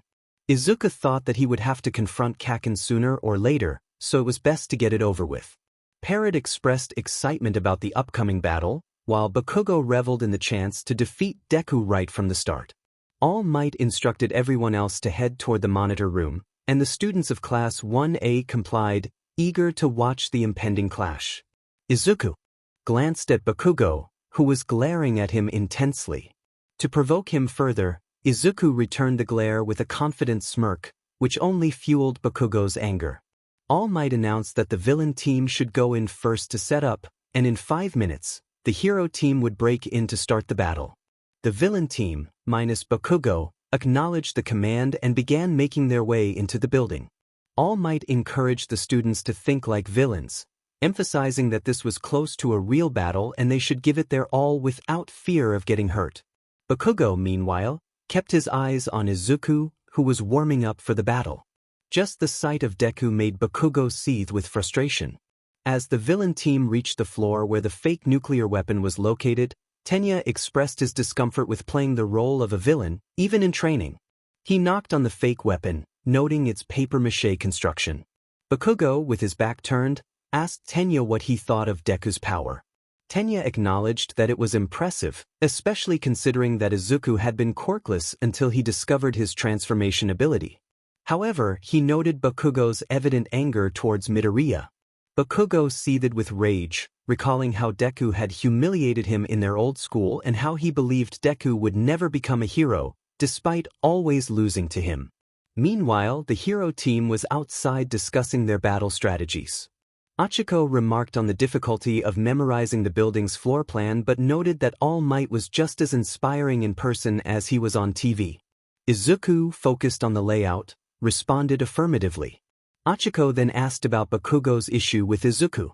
Izuku explained that he had been quirkless until he discovered his transformation power at age 7, which had made 𝐵𝐵𝐸 jealous. Despite 𝐵𝐵𝐸's harshness, Izuku believed that his goal was noble and they should give their best effort. 𝐼𝐼𝐬 encouraged teamwork, raising her fist in determination, and Izuku smiled, affirming their resolve. Just then, All Might's voice came through the intercom, announcing the start of the indoor combat training between Team A and Team D. Izuku shared his plan with 𝐼𝐼𝐬, urging everyone to think strategically. In the monitor room, All Might reminded the students that he would be grading them strictly, without favoritism, and they watched the monitors intently, waiting for the action to begin. Izuku and 𝐼𝐼𝐬 successfully infiltrated the building through an open window. Izuku warned 𝐼𝐼𝐬 to be cautious of blind spots as they navigated the hallway. Suddenly, he quickly pulled her out of harm's way just before 𝐵𝐵𝐸 charged around the corner, launching an explosive blast aimed at Izuku. Fortunately, Izuku dodged, and the explosion hit the wall instead. Izuku checked on 𝐼𝐼𝐬, who thanked him for the save as she dusted herself off. As the smoke cleared, Bakugo emerged, challenging Izuku to face him directly. Izuku chuckled, acknowledging that he had anticipated Bakugo's aggressive approach. In the monitor room, the students reacted to Bakugo's surprise attack, with 𝐒𝐮𝐬 expressing frustration at the lack of honor in such a tactic. All Might reminded them that surprise attacks were part of strategy in a real battle. The students watched in awe as Izuku skillfully avoided Bakugo's charge. Back in the fight, Bakugo declared that he would hold back just enough to avoid stopping the battle but intended to come close. He aimed a powerful right hook at Izuku, but before he could connect, Izuku countered by grabbing Bakugo's arm, lifting him, and bringing him down to the ground with impressive authority. 𝐼𝐼𝐬𝐽 cheered, amazed by Izuku's martial prowess. In the monitor room, the students were taken aback by Izuku's swift movements. As Bakugo got back up, Izuku pointed out that Bakugo's moves were predictable, noting that he often started with a big right swing. Izuku explained that he had studied Bakugo's fighting style and had even written analyses of the heroes he admired in his journals. In the notebook, Izuku always had it. Bakugo shouted in bewilderment, questioning Izuku's confidence. Izuku pointed at Bakugo, declaring that was why he would never win against him. Bakugo, fueled by anger, charged at Izuku, who skillfully dodged the attack and countered with a kick to Bakugo's gut, sending him stumbling back. Izuku was ready for a fight, activating the gamer driver and pulling out the mighty Action X gas hat. He pressed the button and transformed, declaring his catchphrase as he became 𝐾𝐮𝐦𝐦𝐸 Level 2, determined to clear the battle without any continues. Bakugo's frustration grew as Tenya, through Bakugo's earpiece, asked for an update. Bakugo snapped back, insisting he was too angry to discuss his feelings. The connection abruptly cut off, leaving Tenya bewildered and concerned about Bakugo's reckless behavior. Meanwhile, in the monitor room, Mina expressed her curiosity about Midoriya's transformation, while Tsuyu suggested they ask him after the battle. Toru shared her intrigue, and 𝐒𝐮𝐬 lamented the lack of sound from the cameras, making it hard to understand the situation. All Might explained the rules of the battle, emphasizing the hero's disadvantage due to the time limit. Back in the fight, Bakugo ignited an explosion, propelling himself toward Izuku. Izuku instructed 𝐼𝐼𝐬 to follow the plan as she ascended to the upper floors. Bakugo aimed a roundhouse kick at Izuku, who blocked it just in time. Izuku taunted Bakugo about his overconfidence, and in a swift motion he grabbed Bakugo's leg and swung him down the hallway, causing Bakugo to crash against the wall. With determination, Izuku readied his Gashokan breaker and charged at Bakugo. He swung the hammer, but Bakugo dodged and attempted to counter with an explosion. Izuku evaded and jumped back, prompting Bakugo to angrily chase after him. After a tense game of cat and mouse, Bakugo demanded Izuku face him like a real opponent. Izuku took advantage of Bakugo's distraction, delivering a powerful blow that sent Bakugo sprawling to the ground. As Bakugo stood up, furious, Izuku reminded him that he still had a long way to go to catch up. Increasing his power output, Izuku dashed forward, landing a strike that was more forceful than he intended, fueled by his pent-up emotions. He quickly ran off again, keeping Bakugo occupied while 𝐼𝐼𝐬 searched for the bomb.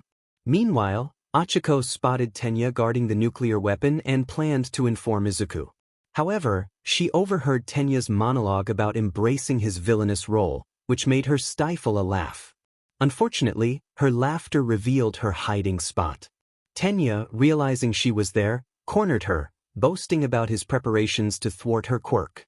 Back with Izuku and Bakugo, 𝐼𝐼𝐬 called out to Izuku, who responded through his earpiece. She explained her situation, admitting her mistake had led Tenya to discover her.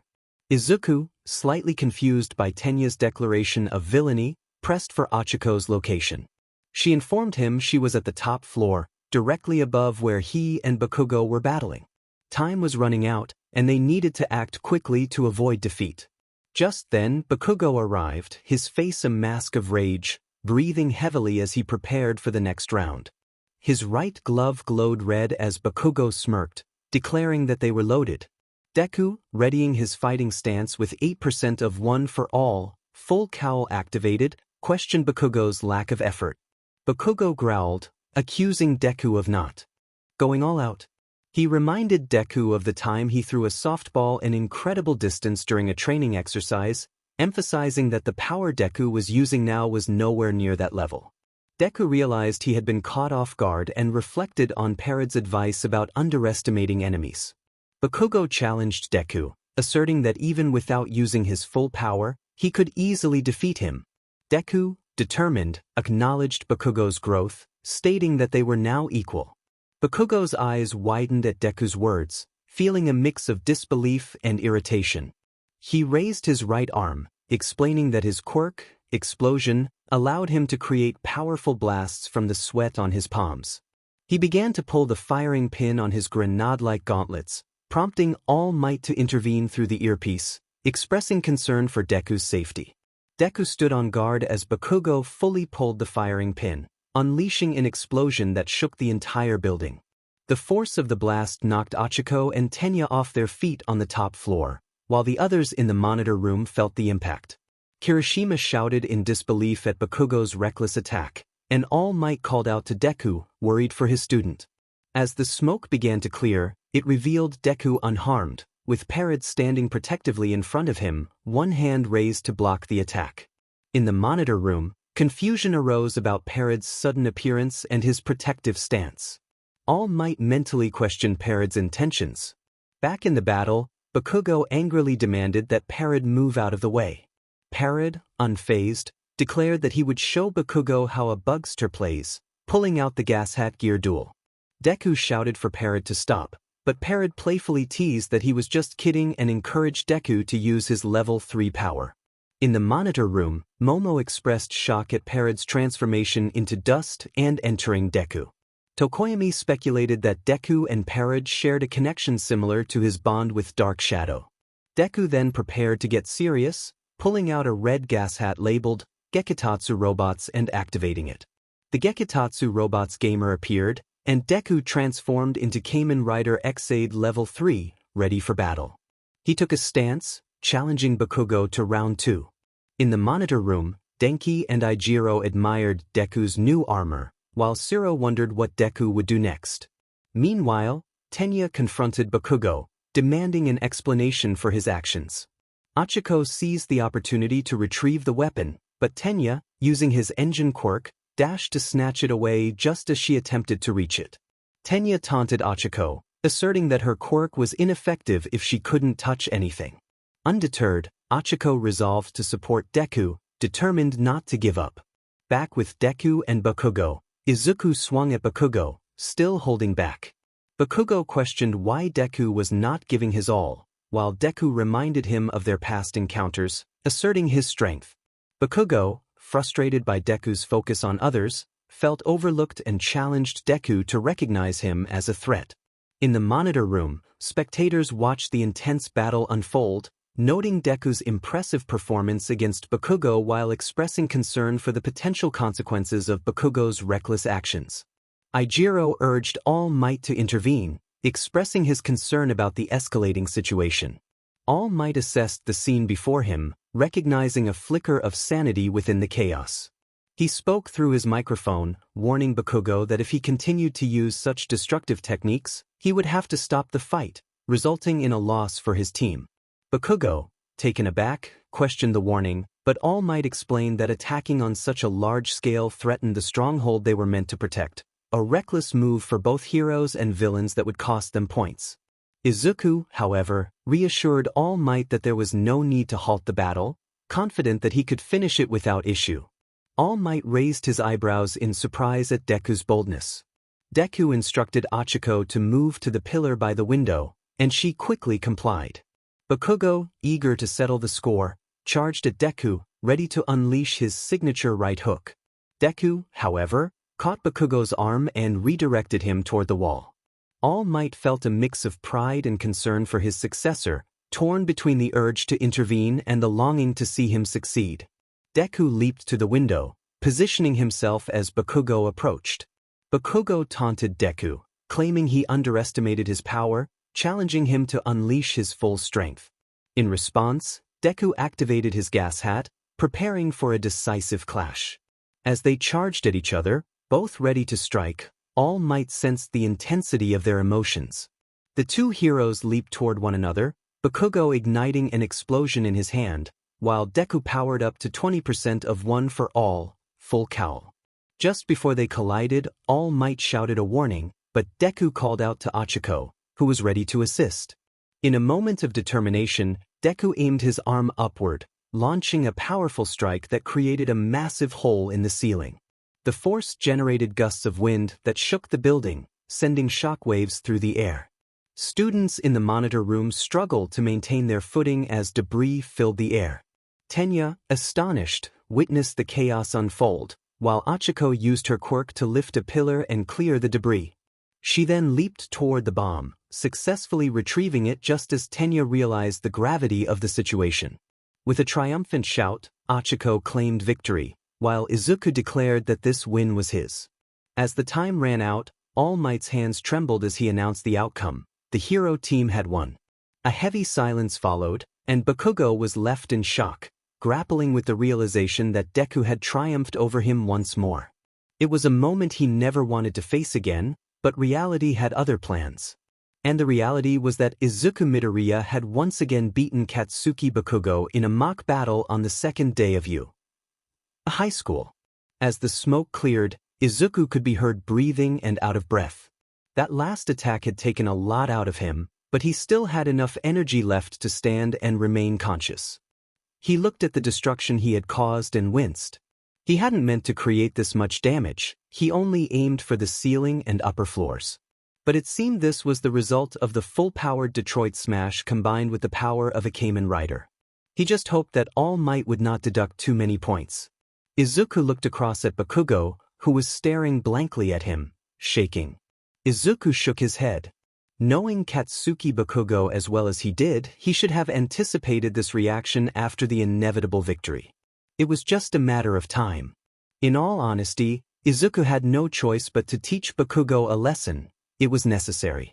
He had to learn the hard way that Izuku would not let him bully and boss people around anymore. Now he meant business, and he wouldn't let anyone get in the way of achieving his dream, not even 𝐒𝐻𝐸. After a few moments of silence, 𝐒𝐻𝐸 finally began to speak, expressing his realization that Izuku had played him from the start. He understood that Izuku had anticipated his head-on attack and had orchestrated the plan from the beginning. He had sent a girl to retrieve the weapon while distracting 𝐒𝐻𝐸, allowing her to succeed. 𝐒𝐻𝐸 admitted to himself that he had fallen right into Izuku's trap. Contrary to what many assumed, 𝐒𝐻𝐸 was not foolish. He had a very high IQ, but his attitude often overshadowed his intellect. He knew when he was beaten. There was no denying it, he had lost fair and square. Izuku sighed and confirmed 𝐒𝐻𝐸's assessment. He showed his left arm, which was bruised and marked with an ugly purple and pinkish color. He explained that he had not gone all out from the beginning because he had recently gained a powerful quirk and was still learning to control it. He could only access small portions of his power, and if he went all out, he would end up harming himself. It was not safe to use against real opponents. Izuku acknowledged that both he and 𝐒𝐻𝐸 had a long way to go. As Izuku walked past 𝐒𝐻𝐸 toward the exit, he expressed his belief that 𝐒𝐻𝐸 was an amazing person with great talent and potential. He encouraged 𝐒𝐻𝐸 not to let this loss bring him down, reminding him that sometimes one wins and sometimes one loses. True heroes pick themselves back up and learn from their mistakes to improve for the next time. With that final sentiment, Izuku exited the building. Outside, he encountered All Might, who handed him a slip of paper and praised him for his performance. All Might noted that Izuku seemed to have injured himself again, but he handed him the slip to take to Recovery Girl for quick treatment. Izuku smiled and returned the slip, stating that he could handle it himself. He reached into his jacket and pulled out the energy item holder, activating the recover energy items. After the items healed his injuries, he felt a wave of fatigue wash over him. He decided to head to Recovery Girl's office to rest. Before he left, All Might mentioned that Izuku could have ended the battle much sooner, noting that it was clear he had been holding back. Izuku explained that he wanted 𝐒𝐻𝐸 to learn a lesson from the experience. With that, he walked away toward Recovery Girl's office. Meanwhile, 𝐒𝐻𝐸 remained inside the building, his right hand shaking in frustration. He realized that Izuku had predicted his moves and found a way to win the exercise. He wondered if even in an all-out fight, Izuku would still come out on top. Just then, he felt a strong hand grip his shoulder. All Might encouraged him to return, reminding him that reviewing the results, whether winning or losing, was an essential part of life. After that, All Might, Bakugo, Tenya, and Uraraka headed back to the monitor room to prepare for the next mock battles. When Izuku arrived at Recovery Girl's office, he collapsed into unconsciousness and fell into a deep slumber. Recovery Girl called for help, concerned for him, and with Cementoss's assistance, Izuku was laid down in a bed to rest. Later, Izuku opened his eyes to find the white ceiling above him. He glanced at the clock and realized it was already late afternoon. Recovery Girl acknowledged his awakening and informed him that he had collapsed upon arrival. She cleared him to leave but advised him to be more careful in the future. Izuku nodded and got off the bed, making his way back to his homeroom. As he walked down the halls, he sighed, reflecting on the day's events. He realized he had ended up skipping his afternoon classes and anticipated that Mr. Aizawa would try to wrap him in those bindings again. Izuku mumbled about the inconvenience he felt. 𝗟𝗏𝗸, having just exited Izuku's body, suggested that it was time for Izuku to introduce him to his classmates. Izuku agreed but reminded 𝗟𝗏𝗸 not to appear so suddenly next time. As they entered Class 1A's homeroom, Izuku was immediately greeted by his enthusiastic classmates. 𝐒𝐮𝐬𝐃𝐞𝐭 congratulated Izuku on his victory, expressing excitement about the match he had with Bakugo. Hanta mentioned how thrilling it was to see the top 2 students from the entrance exams battling evenly. Mina cheered for Izuku's impressive dodging skills, while Sato encouraged everyone to give their all in the training that followed. Aoyama attempted to comment but was interrupted by Mina's exuberance. Izuku thanked them for the compliments and then turned to introduce 𝗟𝗏𝗏. He explained that 𝗟𝗏𝗏 was the reason behind his powers and likened him to an older brother. 𝗟𝗏𝗏 introduced himself as Paradox, or 𝗟𝗏𝗏 for short, and mentioned that he was not human but a bugster, promising to explain more about it later. 𝐒𝐮𝐬𝐃𝐞𝐭 introduced himself as Kirishima, and others followed suit, sharing their names and excitement. Mineta made a sudden appearance, jumping in front of Izuku, while Tokoyami expressed annoyance at the noise. Tenya, ever the strict one, reprimanded Tokoyami for sitting on a desk, while Jiro bluntly questioned the fuss. Tenya insisted on respecting the desks that had once been used by their upperclassmen, showcasing his serious demeanor. Just then, Kaminari and Achiko entered with stacks of books. Kaminari casually asked Achiko if she wanted to grab a bite to eat, but she was distracted by Izuku's presence. She rushed to his side, bombarding him with questions about his well-being and the status of his injuries. Izuku introduced 𝗟𝗏𝗏 to Achiko, explaining that he was the source of his transformation abilities. However, he soon realized that Bakugo was missing from the classroom. Achiko informed him that Bakugo had left without saying anything. Determined to find his friend, Izuku instructed 𝗟𝗏𝗏 to introduce himself to the others while he went to look for Bakugo. Izuku walked down the hallway and opened the front door, spotting Bakugo heading towards the front gates. He approached Bakugo, teasing him about how he was handling defeat. Bakugo turned to face Izuku, questioning what he wanted. Izuku explained that he was there to check on him and that they needed to talk. He reminded Bakugo of their equal standing and declared that he wanted to establish their rivalry. Bakugo raised an eyebrow, intrigued by Izuku's seriousness. Izuku stated that he was declaring them rivals, emphasizing that both of them aspired to be number 1. He expressed his determination to work harder than anyone else, including Bakugo, to achieve their dreams. He clarified that he didn't want to be Bakugo's enemy but rather a rival in their pursuit of greatness. Bakugo considered Izuku's words for a moment before smirking and accepting the challenge with a fist bump. He warned Izuku that while he had won this time, it would be the last victory he would have over him. Bakugo was determined to become the number 1 hero, regardless of who stood in his way. Bakugo declared confidently that he was ready to claim the number 1 hero spot, challenging Izuku to step up as his rival. Izuku, with a determined smirk, responded that the competition would be fierce, and he intended to earn that position himself. As Bakugo turned to head home, he warned Izuku to prepare for the challenges ahead, promising not to hold back. Izuku stood watching the sunset, a smile on his face as he anticipated the future. Unbeknownst to him, All Might had overheard their exchange and felt a sense of pride. He admired Izuku for keeping the secret of one for all from Bakugo and recognized that their rivalry would motivate them both to grow stronger. Meanwhile, Mina, Ochako, Tsuyu, Momo, Kyoka, Toru, and Parrot observed the interaction from a distance. Mina expressed her curiosity about their conversation, while Parrot explained that they had officially become rivals. Toru questioned Parrot's insight, and Kyoka wondered if he had heightened hearing. Parrot revealed that he shared a connection with Izuku, allowing him to pick up on what Izuku experienced. Ochako excitedly noted the significance of their rivalry, while Momo speculated that their fist bump indicated a deeper understanding between them. As Izuku returned to the classroom to gather his belongings, he felt a surge of determination, ready to embark on his journey to become the greatest hero. In a different part of the city, Tamura Shigaraki sat in an abandoned bar, reading a newspaper article about All Might becoming a teacher at 𝐼𝐬. He pondered the implications of what would happen if the symbol of peace were to be taken down by villains. The next day, a female news reporter approached Izuku, bombarding him with questions about All Might's classes. Feeling overwhelmed by the attention, Izuku responded that All Might was an inspiring teacher and hurried into the school. The reporters quickly shifted their focus to Ochako, who was caught off guard by their inquiries about All Might. She enthusiastically described him as very muscular, mimicking his physique. As Tenya arrived, the reporters flocked to him, eager for his thoughts on All Might. Before he could elaborate, Izuku interrupted, pulling Tenya inside to avoid further questions. Bakugo, irritated by a reporter's mention of the sludge villain incident, ignored her and continued into the school. Aizawa soon appeared, instructing the reporters to leave as they disrupted classes.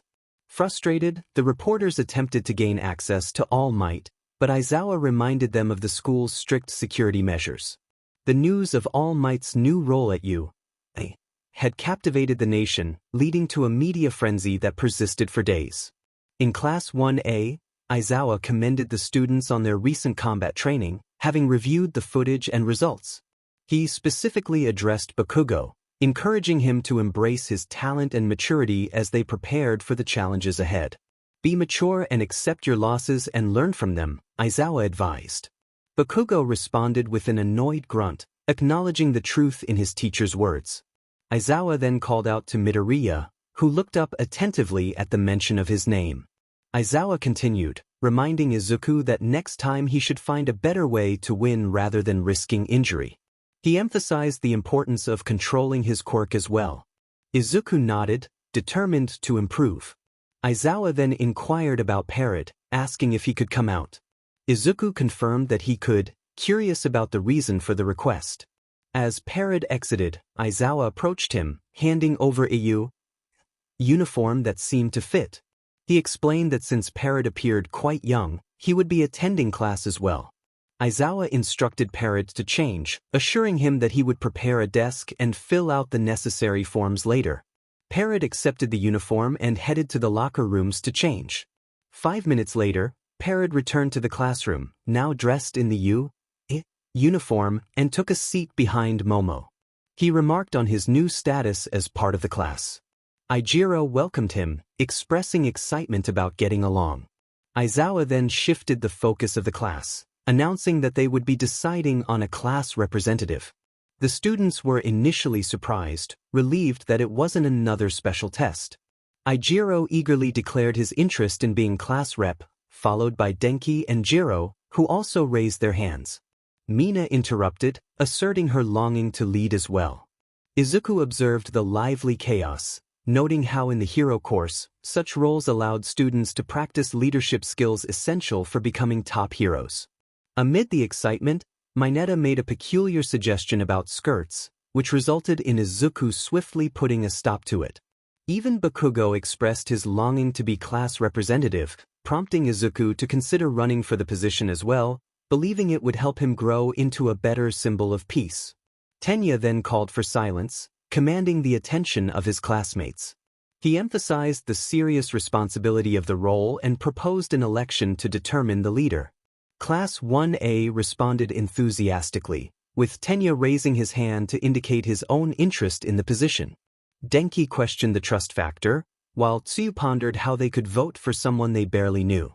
𝐼𝐼𝐬 and 𝗟𝗶𝗸 agreed that voting for oneself might not lead to a fair outcome. Tenya argued that the person with the most votes would be the most suitable leader, seeking Aizawa's approval. Aizawa, uninterested, instructed them to decide before homeroom ended and to keep the noise down. A few minutes later, the election results were announced. Izuku was shocked to discover he had received 4 votes, while Momo garnered 2. Bakugo erupted in frustration, demanding to know who had voted for Izuku. 𝗟𝗶𝗸 calmly remarked that it was better than voting for Bakugo. Meanwhile, 𝐼𝐼𝐬 and Momo exchanged glances, trying to appear innocent.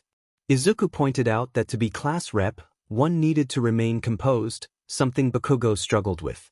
Tenya, feeling defeated after receiving no votes, lamented his situation. Momo expressed sympathy for him, while Sato questioned Tenya's decision not to vote for himself. Shoto simply shook his head in response. Ultimately, Aizawa declared Izuku as the class representative and Momo as the deputy. Izuku expressed gratitude for the votes and promised to do his best. Momo encouraged him, confident in his abilities. 𝐒𝐮𝐬 noted that Izuku could be both fired up and calm, making him a suitable leader. 𝐼𝐼𝐬 agreed, appreciating the choice of Izuku and Momo for their roles. As the class discussed the election outcome, Tenya sat quietly, reflecting on his lack of votes. There were a lot of people in the cafeteria that day, packed with students and filled with noise and activity. 𝐼𝐼𝐬 remarked on the crowd, while Tenya explained that everyone from the hero course, support course and management course gathered in the same place. As 𝐼𝐼𝐬 took a big bite of her delicious white rice, she expressed her enjoyment. Izuku, feeling a bit anxious about his new responsibilities as class representative, shared his concerns while eating his food.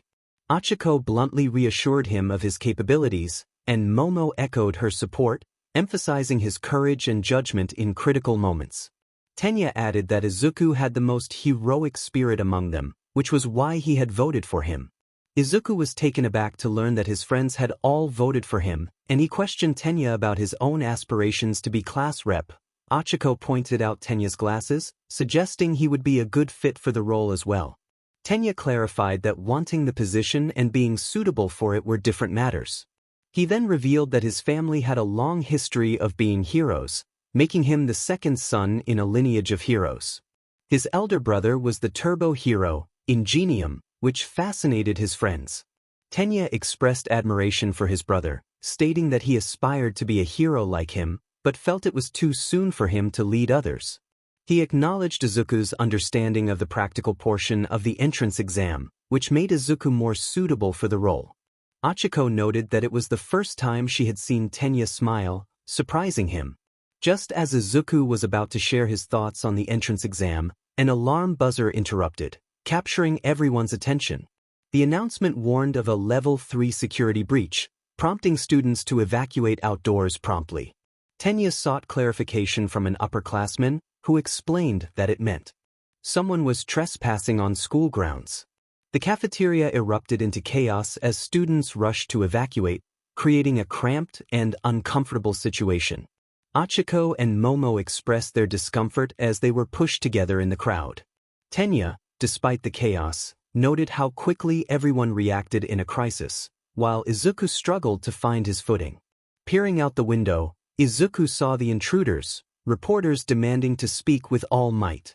Present Mike, visibly annoyed, reiterated that All Might was not present, while Aizawa cautioned against engaging with the reporters, knowing they could twist the truth. Izuku shook his head at the situation, realizing it stemmed from the media's longing for an interview. Determined to restore order, Izuku sought out 𝗟𝗶𝗸 and 𝐼𝐼𝐬. Once he found them, he devised a plan to help them escape the crowded cafeteria. With 𝐼𝐼𝐬's quirk, he and 𝗟𝗶𝗸 floated toward the exit, and 𝗟𝗶𝗸 kicked Izuku toward the door.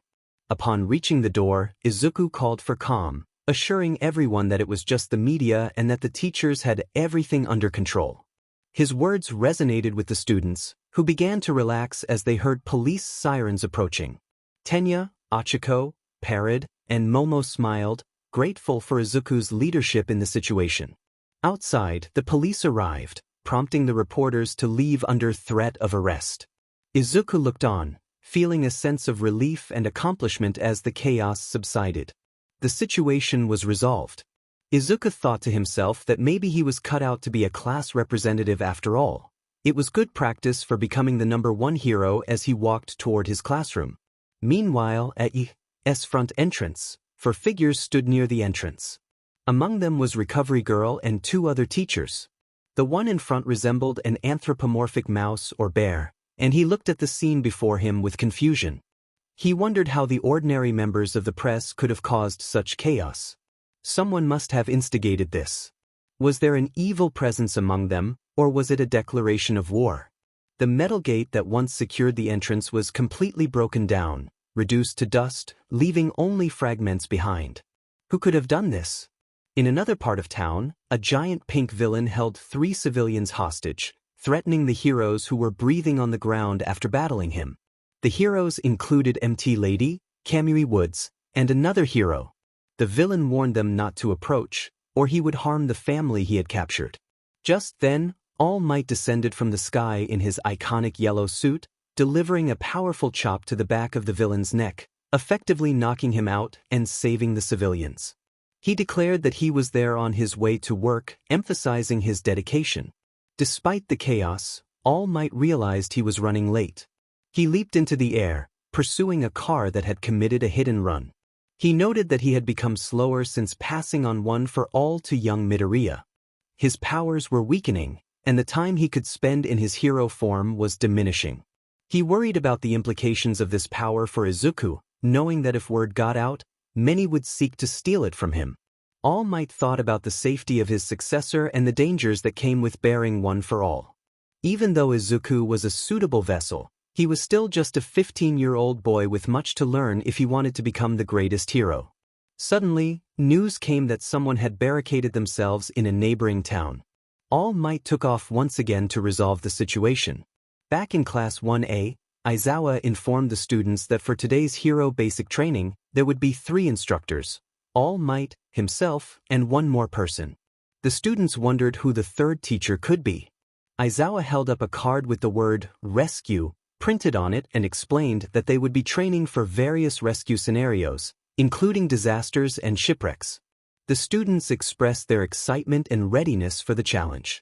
Izawa then mentioned that they could choose whether to wear their costumes or not, as some might limit their abilities.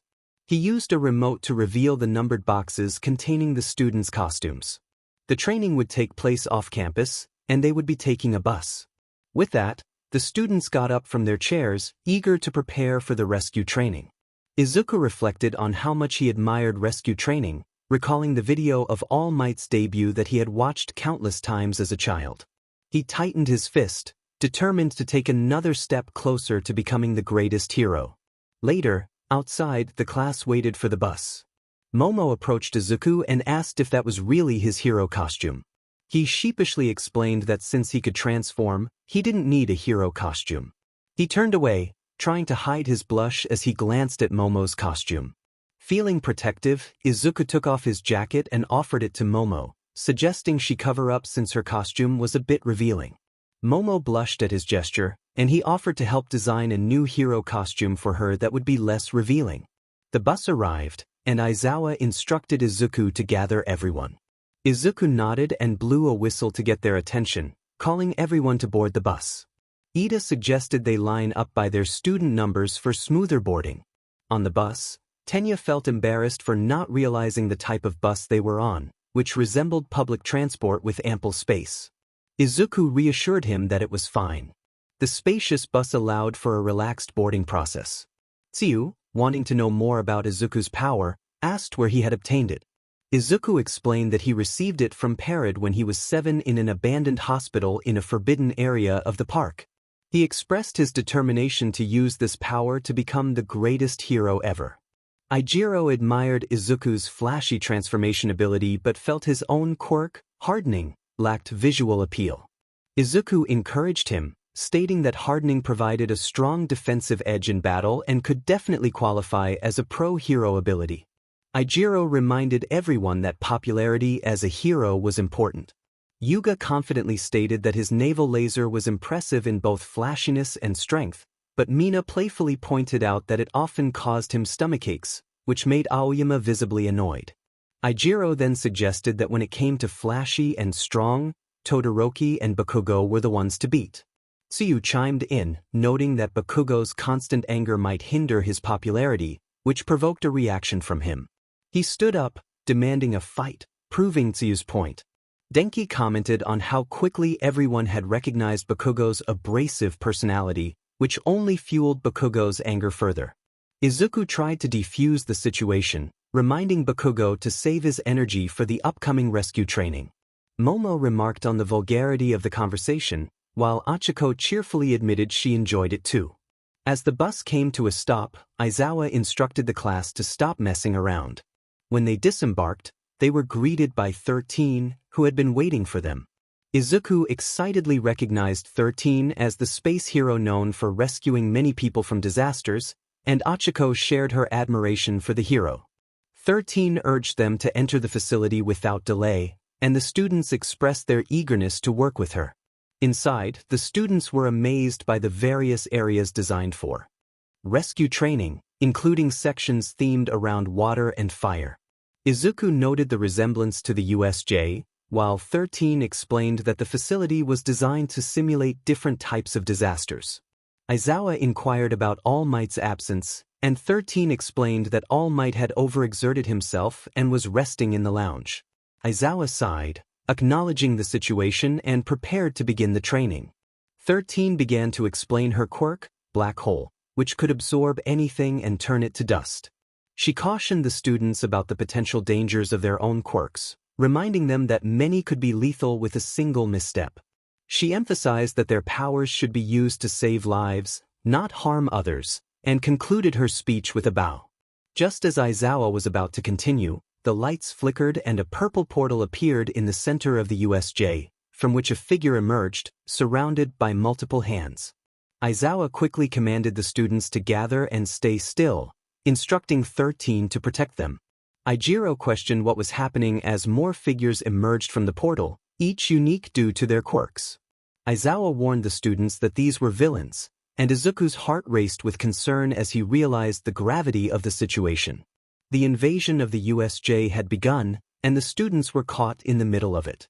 Kurojirai, a villain made of purple mist, noted that 𝐼𝐻𝐽 was supposed to be present, expressing frustration over his absence.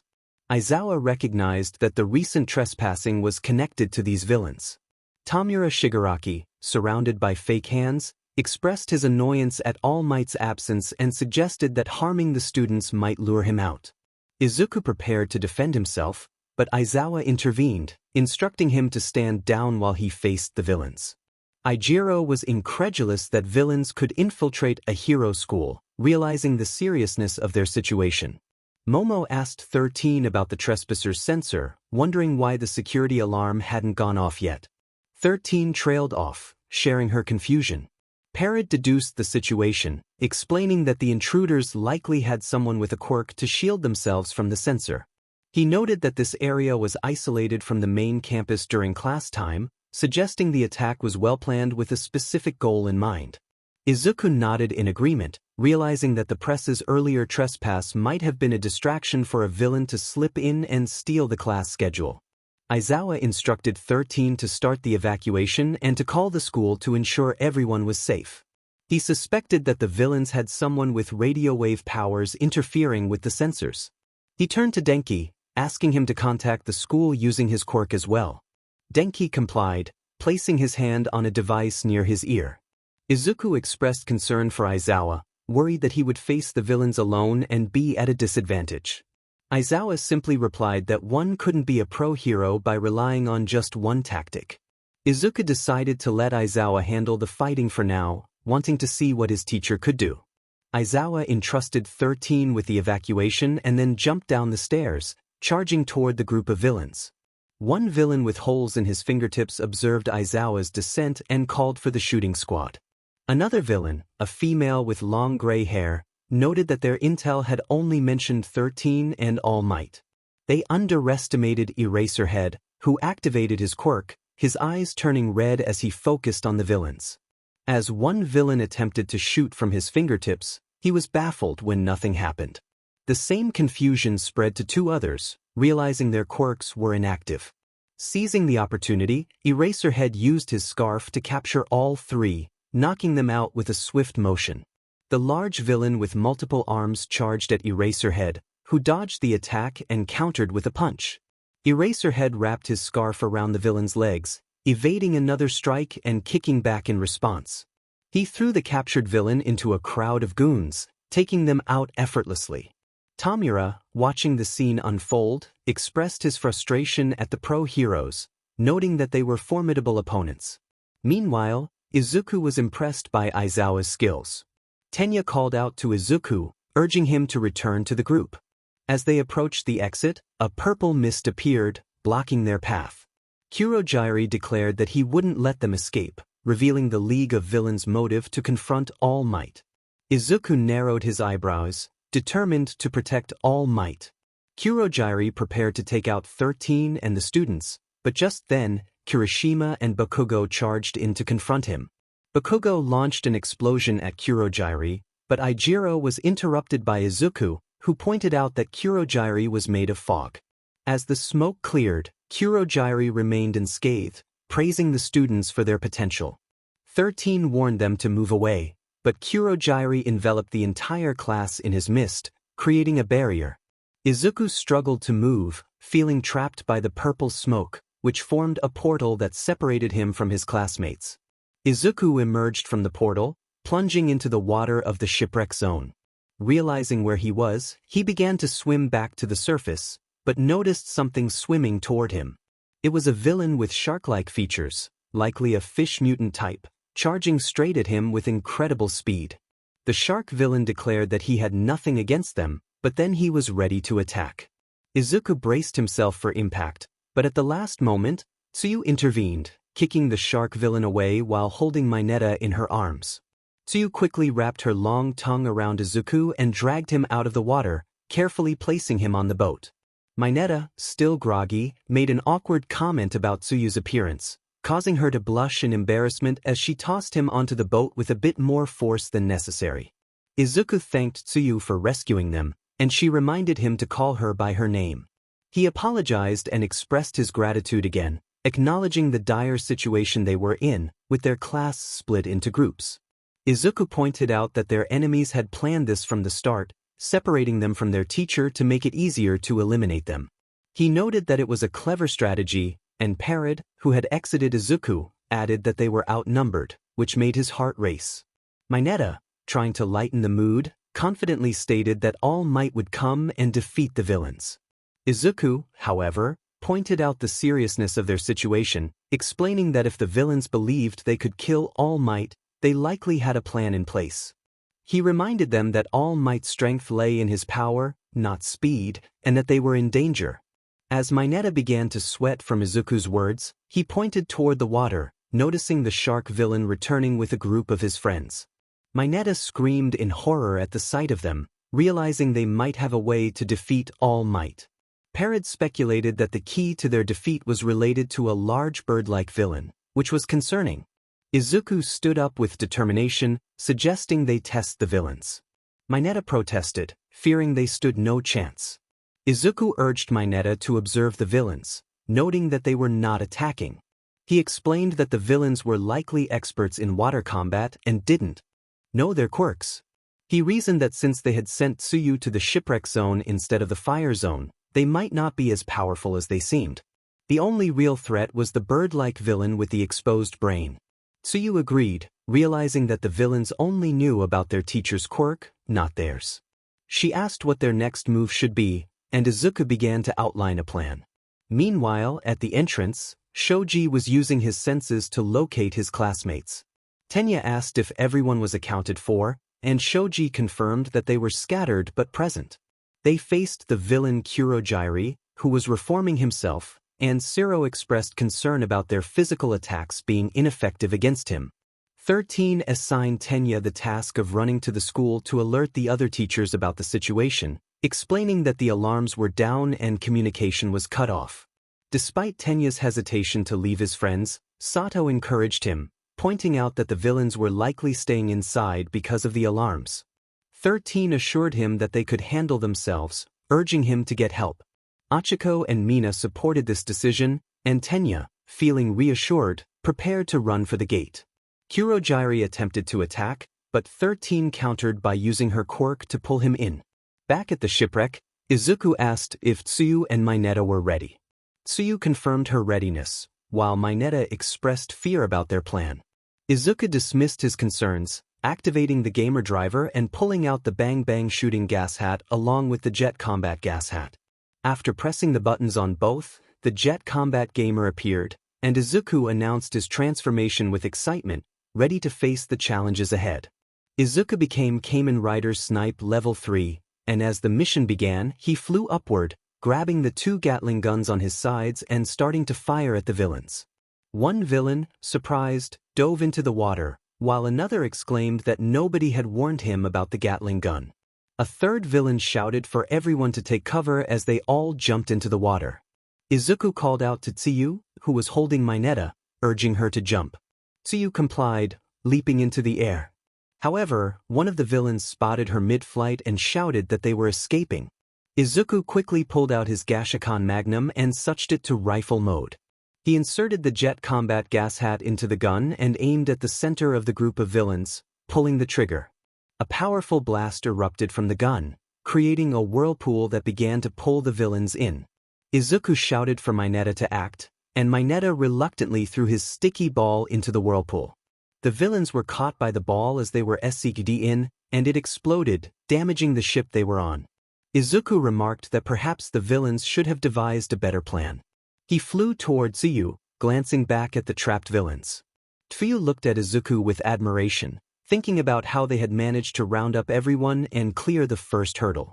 After the explosion, 𝐒𝐮𝐬 landed in the shallow water, with Izuku returning to Snipe Level 2 beside her. They paused to discuss their next steps. Izuku suggested they prioritize reaching the gate to call for help, advising against going through the plaza where Mr. Aizawa was fighting the villains. 𝐒𝐮𝐬 agreed, acknowledging Aizawa's status as a pro-hero, but Izuku expressed concern that even a pro-hero was just one man against many villains. 𝐼𝐻𝐻𝐻 questioned Izuku's intentions, and Izuku declared his determination to assist Mr. Aizawa, stating that this was what it meant to be a hero. As Izuku walked toward the plaza, 𝐼𝐻𝐻 spoke in his mind, asking about his plan. Izuku revealed he intended to use a black double gas hat, despite not having unlocked it yet. He felt confident that he would finally get to use it. 𝐼𝐻𝐻 found Izuku's leap of faith intriguing. Meanwhile, 𝐒𝐮𝐬 watched Izuku, admiring his heroism and determination. She contemplated her own actions, inspired by his resolve. In another area, Shoto faced a group of villains. He expressed regret for what he was about to do, then unleashed his ice powers, freezing most of the villains attacking him. As he walked past them, he noted their lack of skill in using their quirks. He recalled a flashback of Tamura, who had come seeking someone. Shoto realized that the villains were merely pawns in a larger scheme.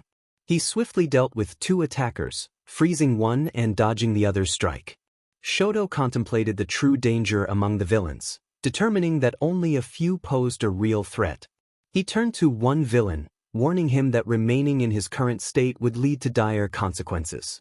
He asked the villain to explain their plan to kill All Might. In another part of the battlefield, Denki screamed in fear, feeling overwhelmed by the situation. He ran to Momo and 𝐾𝐞𝐭, who were engaged in combat. 𝐾𝐞𝐭 urged him to focus on finding a way to escape. Denki, feeling helpless, insisted he couldn't be of any assistance. 𝐾𝐞𝐭 challenged him to be more like Midoriya, which Denki overheard while dodging a villain's attack. 𝐾𝐞𝐭, frustrated, kicked Denki toward a villain, encouraging him to use his powers. Denki, now electrifying the villain he bumped into, felt a surge of confidence, realizing he could contribute after all. Denki asked if he was better than Midoriya, trying to show off. 𝐾𝐞𝐭 responded that he wasn't good enough. Suddenly, she noticed a villain with a pile of rocks preparing to strike Denki. Quickly, she plugged her earphone jack into her boot, releasing a sound wave that hit the pile of rocks and scattered it. However, the villain ended up punching Denki in the face, causing himself to be electrocuted in the process. Another villain, wielding 2 knives, attempted to jump Denki but was saved by Momo, who threw a net that ensnared him, allowing him to be electrocuted as well.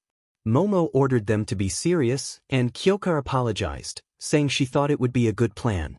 As she continued to blast sound waves at the remaining villain, she suggested that Denki should have designed his costume to control the range of his power. A villain tried to attack Kyoka from behind, but she dodged, and Momo kicked the villain away. Momo announced that something was ready, which confused Kyoka. Momo explained that it took time to create something that big as a large sheet popped out from behind her. The first villain questioned if it was some kind of shield, while the second asked about its purpose. Momo clarified that it was an insulation sheet, 100 millimeters thick, and instructed Denki to go for it as she covered herself with the sheet. Denki smiled, realizing that with this, he could be incredibly powerful. He aimed his power at the ground, sending electricity scattering around and stunning the villain. Once the villain was incapacitated, Momo opened the sheet and expressed her concern for everyone, urging them to find their friends quickly. Kyoka pointed out that Momo was a bit overexposed, as her clothes were torn after creating something so large. Momo reassured her that she still had Izuku's jacket, which she pulled out. When Kyoka asked why she had it, Momo explained that Izuku had lent it to her, saying her hero costume was too revealing and that he would design a new one for her. Kyoka remarked that with how big the jacket was, he should definitely help her with a new costume. They then noticed Denki acting foolishly, having fried his brain. Meanwhile, the plaza, Aizawa finished off 2 more villains when Tamura charged at him, counting down the seconds. Aizawa tossed his capture tool toward Tamura, who caught it and continued his countdown. As they approached each other, Aizawa struck Tamura in the gut with his elbow, but Tamura caught it, commenting on Aizawa's hair. Aizawa realized Tamura had noticed his weak point. Tamura began to disintegrate part of Aizawa's clothing, warning him not to force himself. Aizawa kicked and jumped away, dodging several attacks from other villains. However, he soon found himself surrounded. Tamura taunted Aizawa, suggesting that his quirk wasn't meant for prolonged battles against large groups. Aizawa, now at his limit, fell to his knees as a villain attempted to stab him from behind. Suddenly, a gunshot rang out, and the villain was hit in the stomach. Everyone turned to see Izuku, gun in hand, approaching Aizawa. Izuku lowered his weapon and stated that it looked like a party, asking if he could join. Aizawa grabbed Izuku's leg, insisting he should leave. Izuku replied that he had promised to let Aizawa handle things, but in his condition he needed to rest. He then knocked Aizawa out with a chop to the neck.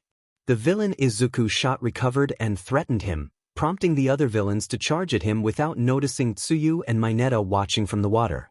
Izuku raised his gun and declared the mission had started, firing at the villains one by one. One villain nearly punched him, but he dodged and fired back, sending the attacker flying while taking out others in the way.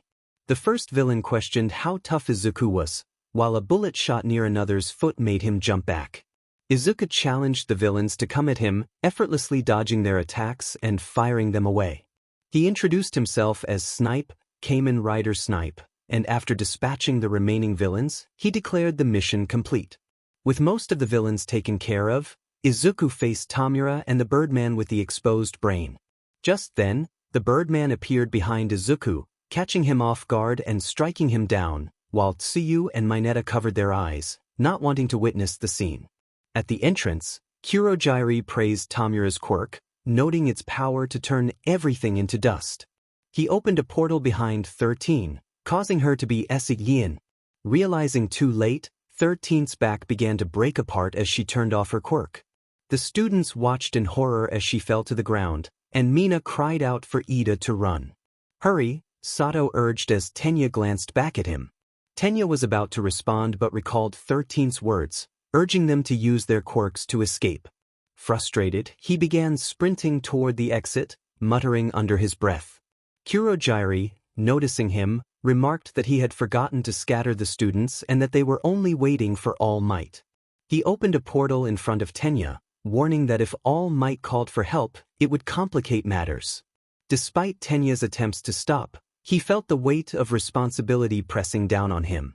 Everyone's lives depended on him. Just then, Shoji rushed in, grabbing the portal and urging Tenya to go. Tenya continued to sprint toward the gate, determined to save his classmates. 𝐒𝐮𝐲𝐬, annoyed, charged at him, while 𝐼𝐼𝐬 noticed something metallic around 𝐒𝐮𝐲𝐬's neck, declaring that she wouldn't let him escape. Tenya raced toward the door, contemplating whether to kick it open. 𝐒𝐮𝐲𝐬 taunted him, hovering above and threatening him. In the mountain zone, 𝐾𝐿 voiced her concerns to Momo, but a villain suddenly appeared behind Denki. Izuku narrated the unfolding chaos, observing as Tsuyu and Mineta hid in the water, watching Izuku get slammed against a wall. He quickly recovered and charged at the Birdman, trying to save Aizawa, who was pinned down. Izuku reflected on their naivety as Tamura laughed, revealing the Nomu as an artificial being designed to counter heroes. In the destruction zone, Bakugo shouted as he blasted a villain against the wall, while Ichiro defended against another villain's sword, ultimately knocking him out. Bakugo, slightly exhausted, suggested they move on to save the others, expressing frustration over their earlier decisions that had led to the current predicament. As they argued, an invisible villain attempted to ambush Bakugo, but he swiftly countered, using his quirk to incapacitate the attacker. Bakugo asserted that if they were dealing with these underlings, their friends should be fine. Ichiro, surprised by Bakugo's calmness, pointed out his behavior, which only fueled Bakugo's irritation. Despite their bickering, Ichiro decided to trust Bakugo and activated his quirk, ready to support him. In the fire zone, a villain wielding daggers searched for a student, but Mashirao, hanging upside down, knocked him out. Meanwhile, in the storm zone, 𝐼𝐻𝐬 used his dark shadow to fend off two villains attacking Koda, affirming the need to reduce their numbers. At the entrance, 𝐒𝐮𝐲𝐬 attempted to warp Tenya away, but he was momentarily distracted by 𝐼𝐻𝐬, who had grabbed the metal neckwear. She speculated that if 𝐒𝐮𝐲𝐬 wore it, he must have a physical form. Encouraged, she urged Tenya to go for it.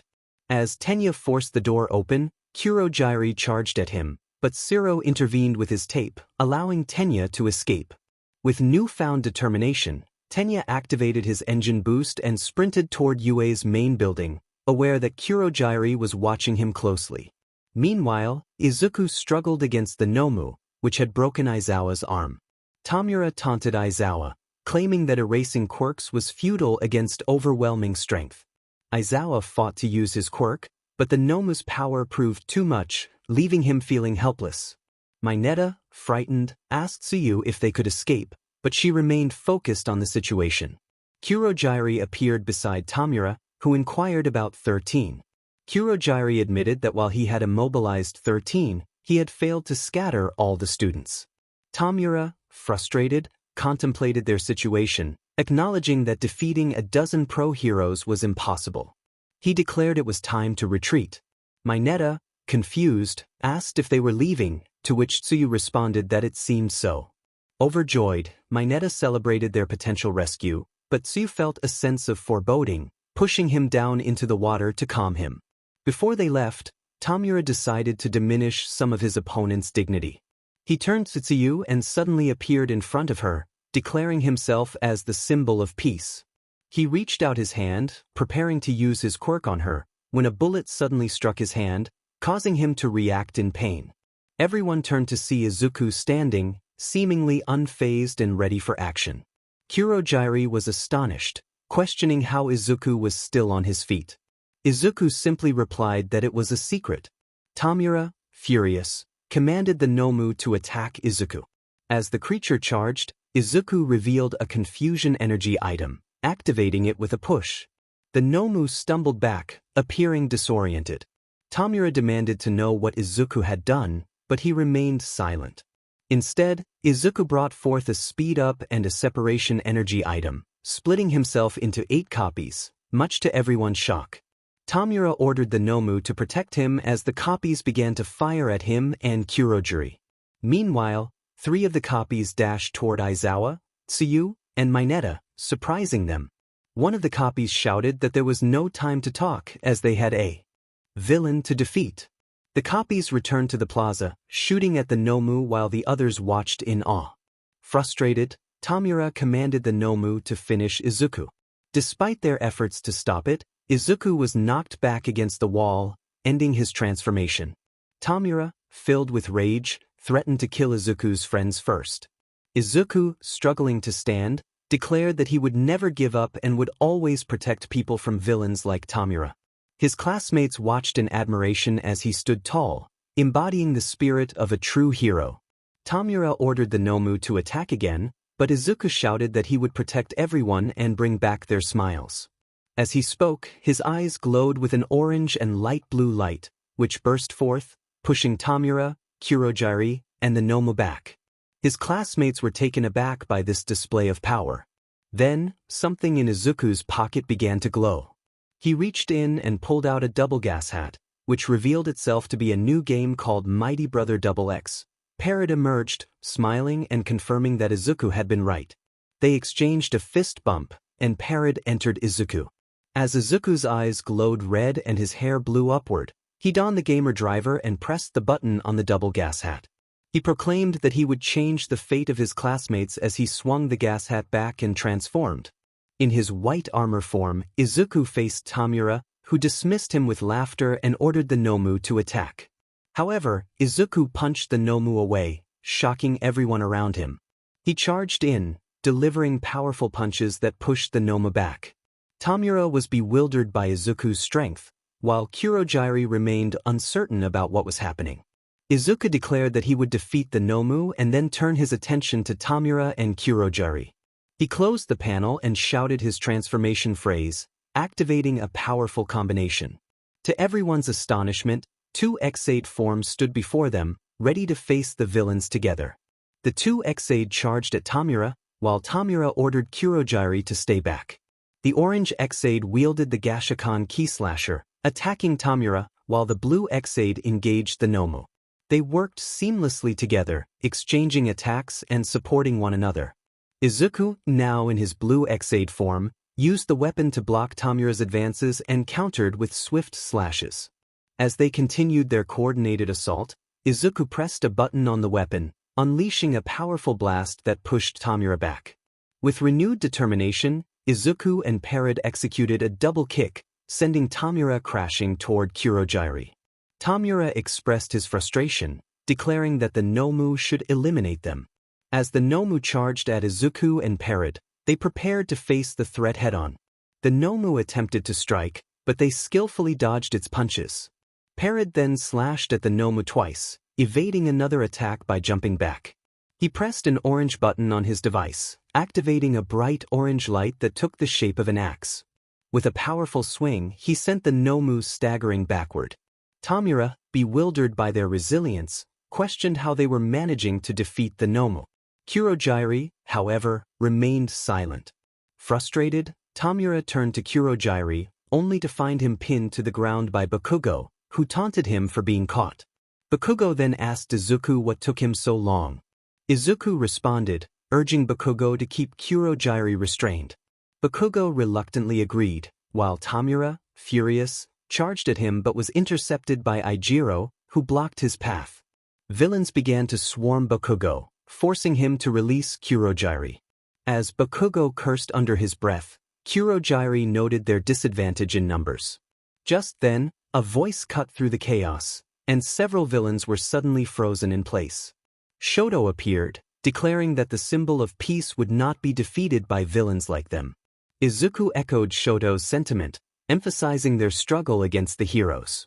𝗏𝗼𝐻, growing increasingly desperate, commanded the Nomu to attack again.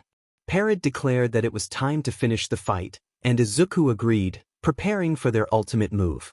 They closed the panel on their driver, readying themselves for a powerful strike. With a synchronized leap, they executed a double kick against the Nomu, which attempted to defend itself. 𝗟𝗃 proclaimed that while the Nomu might stand against all might, heroes always pushed beyond their limits. Together, they shouted their signature phrase, sending the Nomu flying into the ceiling and creating a massive explosion that shook the area. As the dust settled, 𝗏𝗏𝐽 and 𝗏𝗏 wondered about the tremors. In the fire zone, Masahiro looked up, confused by the commotion. Outside the USJ, spectators were in awe, discussing the incredible power Izuku had just displayed. Zero questioned whether Midoriya had really sent a villain flying, while others marveled at his strength. 𝐼𝐼𝐬𝐸 noted that it resembled a finishing move from a video game, and Shoto reflected on Izuku's growing power, feeling a mix of admiration and frustration. Izuku and 𝗟𝐻𝐸 turned their attention back to Tamura and 𝗟𝗏𝐽𝐸, suggesting that Tamura should surrender now that his weapon was gone. Tamura, in disbelief, insisted that they had cheated, unable to accept their defeat. In the mountain zone, a villain threatened Denki, holding him by the collar. Momo expressed her concern, while Jiro lamented their oversight in allowing the villains to catch them off guard.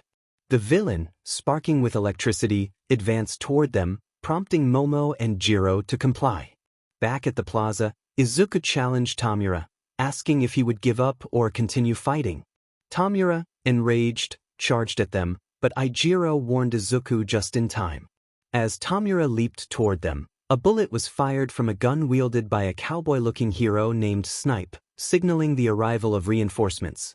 𝗟𝐻𝐸 and Izuku looked up, relieved to see their allies. Snipe fired at the masked villain in the mountain zone, prompting questions from Jiro and Momo about the newcomers. Nizu, perched on a teacher's shoulder, apologized for their tardiness but assured everyone that help had arrived. Tenya Ida introduced himself, rallying the teachers to protect their students. Present Mike stepped forward, unleashing a sound wave that incapacitated several villains, while ectoplasm created clones to assist in the fight. Nizu instructed the teachers to prioritize the students' safety, and they advanced into the fray. Tamura, realizing the tide had turned, retreated to 𝗟𝗏𝐽𝐸𝐸, contemplating a retreat. Snipe continued to fire at him, while 𝗟𝗏𝐽𝐸𝐸 attempted to shield Tamura. 13 prepared to assist, but 𝗟𝗏𝐽𝐸𝐸 began to warp away, declaring that they would pay for this encounter. Tamura vowed revenge against Izuku and All Might before vanishing. As the battle subsided, Izuku and 𝗟𝐻𝐸 closed the panel on their driver, signaling the end of the confrontation. "Yeah, but I have a feeling they'll be back and we'll be ready," 𝗟𝐻𝐸 said. Izuku nodded but began to lose his balance. 𝗟𝐻𝐸 quickly stepped in to help him stand. Izuku admitted that he was still a bit worn out and decided to take a nap.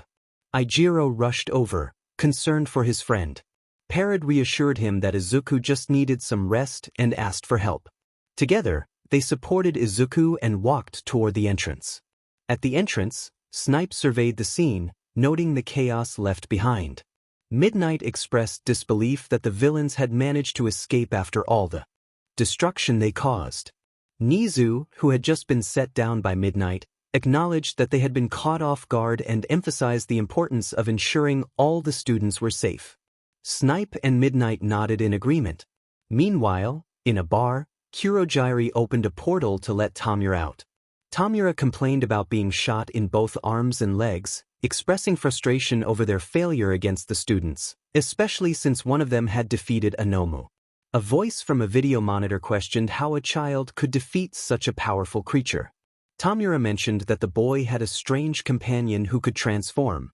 The calm voice on the monitor suggested that this power warranted further investigation and reassured Tamura that they would have another chance next time.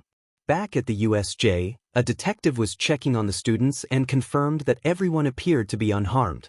Achiko asked 𝗟𝐻𝐸 about Izuku's whereabouts, and 𝗟𝐻𝐸 pointed out that he was taking a nap with Momo. The class found Izuku resting on Momo's lap, which sparked jealousy from Mineta and Kaminari. The detective decided it was time to return the students to the main campus, noting they had been through a lot and didn't need to be questioned immediately. When Tsuyu inquired about Mr. Aizawa, the detective confirmed that he only had a minor elbow injury. Mina asked about 13, and the detective reassured them that while she had a serious back injury, she was fine. Relieved, Achiko expressed gratitude, and the detective led the class to the bus. He called out to an officer named Sansa, instructing him to take over while he returned to the main campus. Jiro asked Momo to wake Izuku, and she complied. As Izuku stirred awake, he acknowledged Momo's voice and attempted to stand, only to stumble slightly. Momo helped him regain his balance, and they made their way to join the others. An officer approached Detective Tsukachi, reporting that someone believed to be involved in the attack had been apprehended nearby. The officer explained that the suspect had no injuries and was compliant but had not spoken.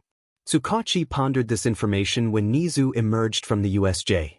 The detective approached him, removing his hat, and expressed his intent to investigate the entire school. 𝐒𝐮𝐬 granted him full access, emphasizing the importance of the investigation. Later, at the UA main campus, 𝐼𝐻𝐬 visited Izuku, who was resting in the nurse's office. He expressed concern for Izuku's well-being.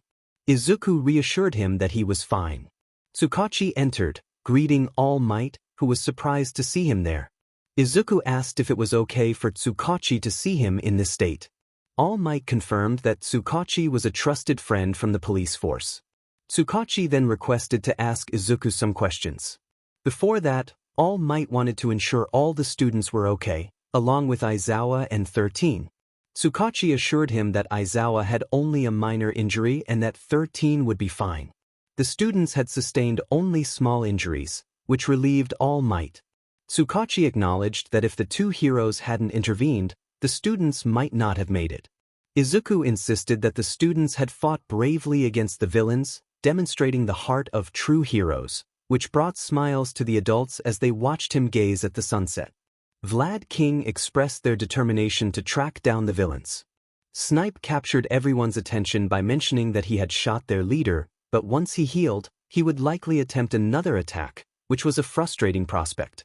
Fortunately, they had insight into the leader's personality and the villain Nomu they had discovered in the woods, thanks to Izuku Midoriya. Tsukachi elaborated that Midoriya described Shigaraki as a man-child, noting that the attack on the USJ was too reckless for any sane adult to plan. While fighting off the Nomu to save Aizawa, Shigaraki rambled on about his reasons for being there and boasted about the Nomu's powers like a child showing off a new toy. He didn't mention his own quirk, focusing solely on the Nomu, and when Midoriya and another student named 𝗟𝗏 defeated it, Shigaraki looked genuinely upset, resembling a child on the verge of a tantrum. Tsukachi acknowledged the wisdom in keeping one's quirk a secret but criticized Shigaraki for discussing other quirks and revealing his main plan. 𝐒𝐮𝐬 pointed out that Midoriya had indicated the Nomu was an artificial human with 4 quirks. Snipe expressed disbelief at the notion of 4 quirks being possible. 𝐒𝐮𝐬 explained that since it was a man-made creation, it could indeed be feasible. Tsukachi listed the quirks as shock absorption, super regeneration, immense speed, and strength. Midnight noted that despite the odds, Midoriya and 𝗟𝗏 had managed to defeat it. Tsukachi confirmed the unbelievable nature of their victory and added that Midoriya was a unique case. Unlike other students, he didn't possess a quirk but instead used a strange power to transform and employ various weapons and skills in battle, with his limits still unknown. 𝐼𝐻𝐬 shifted the conversation, revealing that 72 villains had been arrested following the USJ attack. These were small-time criminals typically found in back alleys, but their willingness to follow Shigaraki's chaotic plan indicated a troubling trend. Tsukachi noted that criminals were feeling increased pressure with the rise of heroes, which might explain their support for a simple-minded villain. Vlad King agreed, emphasizing that many were seeking a cause to rally behind. Midnight inquired about their next steps, and Tsukachi assured them that, thanks to the heroes, they had time to expand their investigation and pursue the mastermind behind the attack. 𝐒𝐮𝐬 reflected on Shigaraki's similarities to their students, noting that both had immense potential and that someone might be guiding him to nurture his villainous tendencies, prompting deep thought among the group. Meanwhile, at the Midoriya residence, 𝐒𝐮𝐽 was busy cooking while Izuku and 𝗟𝗏 were in their room. 𝗟𝗏 lounged on the bed, while Izuku was diligently lifting weights. 𝗟𝗏 suggested that Izuku should take a break, but Izuku insisted that he needed to grow stronger to protect his friends and aim to reach level 50 as quickly as possible. Just then, 𝐒𝐮𝐽 called out to them, announcing that dinner was ready. They both responded and headed to the dinner table, where 𝐒𝐮𝐽 encouraged them to eat up to build their strength. The next day at UA High, classes resumed after the break, and the students of Class 1A were seated, waiting for their teacher. Toru asked if they had watched the news the previous night, and Masahiro confirmed that they had a few seconds of screen time, although Toru doubted anyone noticed her in the background. Shoji remarked on the difficulty of standing out when one was just gloves, while Denki excitedly pointed out that they were practically celebrities now. Ijiro agreed, but Jiro reminded them that the focus was on the hero course that had been attacked. Siro pondered what might have happened if the teachers hadn't intervened, which made Mineta anxious, prompting Bakugo to scold him to toughen up. Izuku defended himself, and Sato expressed disbelief at how Izuku and 𝗟𝗏 had managed to defeat the strong opponent. Momo praised their incredible powers, to which Izuku humbly replied that it was no big deal. Tenya entered, happy to see everyone seated, but Siro teased him about being the only one standing. Achiko reassured him, and Mina playfully asked Tsuyu who would be teaching class that day. Tsuyu noted that Mr. Aizawa was still in the hospital recovering from his injuries. Just then, the front door opened, revealing Aizawa, his face and arm wrapped in bandages, greeting the class with a simple "good morning." The students were surprised and impressed by his presence. Aizawa expressed relief that everyone was okay, but he quickly shifted the focus to the upcoming UA Sports Festival. Tenya, Achiko, and the others reacted with surprise, questioning the timing of the event so soon after the villain attack. Aizawa explained that the administration believed it was a chance to demonstrate that the situation was under control and that security measures had been enhanced. Izuku emphasized the importance of the festival, stating that being afraid of villains was not an option for aspiring heroes. He pointed out that the life of a hero involved facing danger regularly, and if someone couldn't handle a few villains, they might not be cut out for the hero course.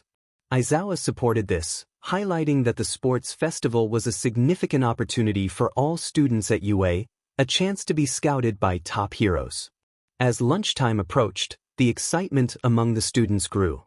𝐒𝐮𝐬 expressed his enthusiasm for the games, while others shared their hopes of standing out. Toru, filled with energy, danced around, eager to make an impression. Aoyama, feeling self-conscious, wondered if he would attract attention just by being himself. Denki envied Shoji's quirk, believing it would help him stand out. Izuku observed his classmates with a mix of admiration and surprise at their excitement.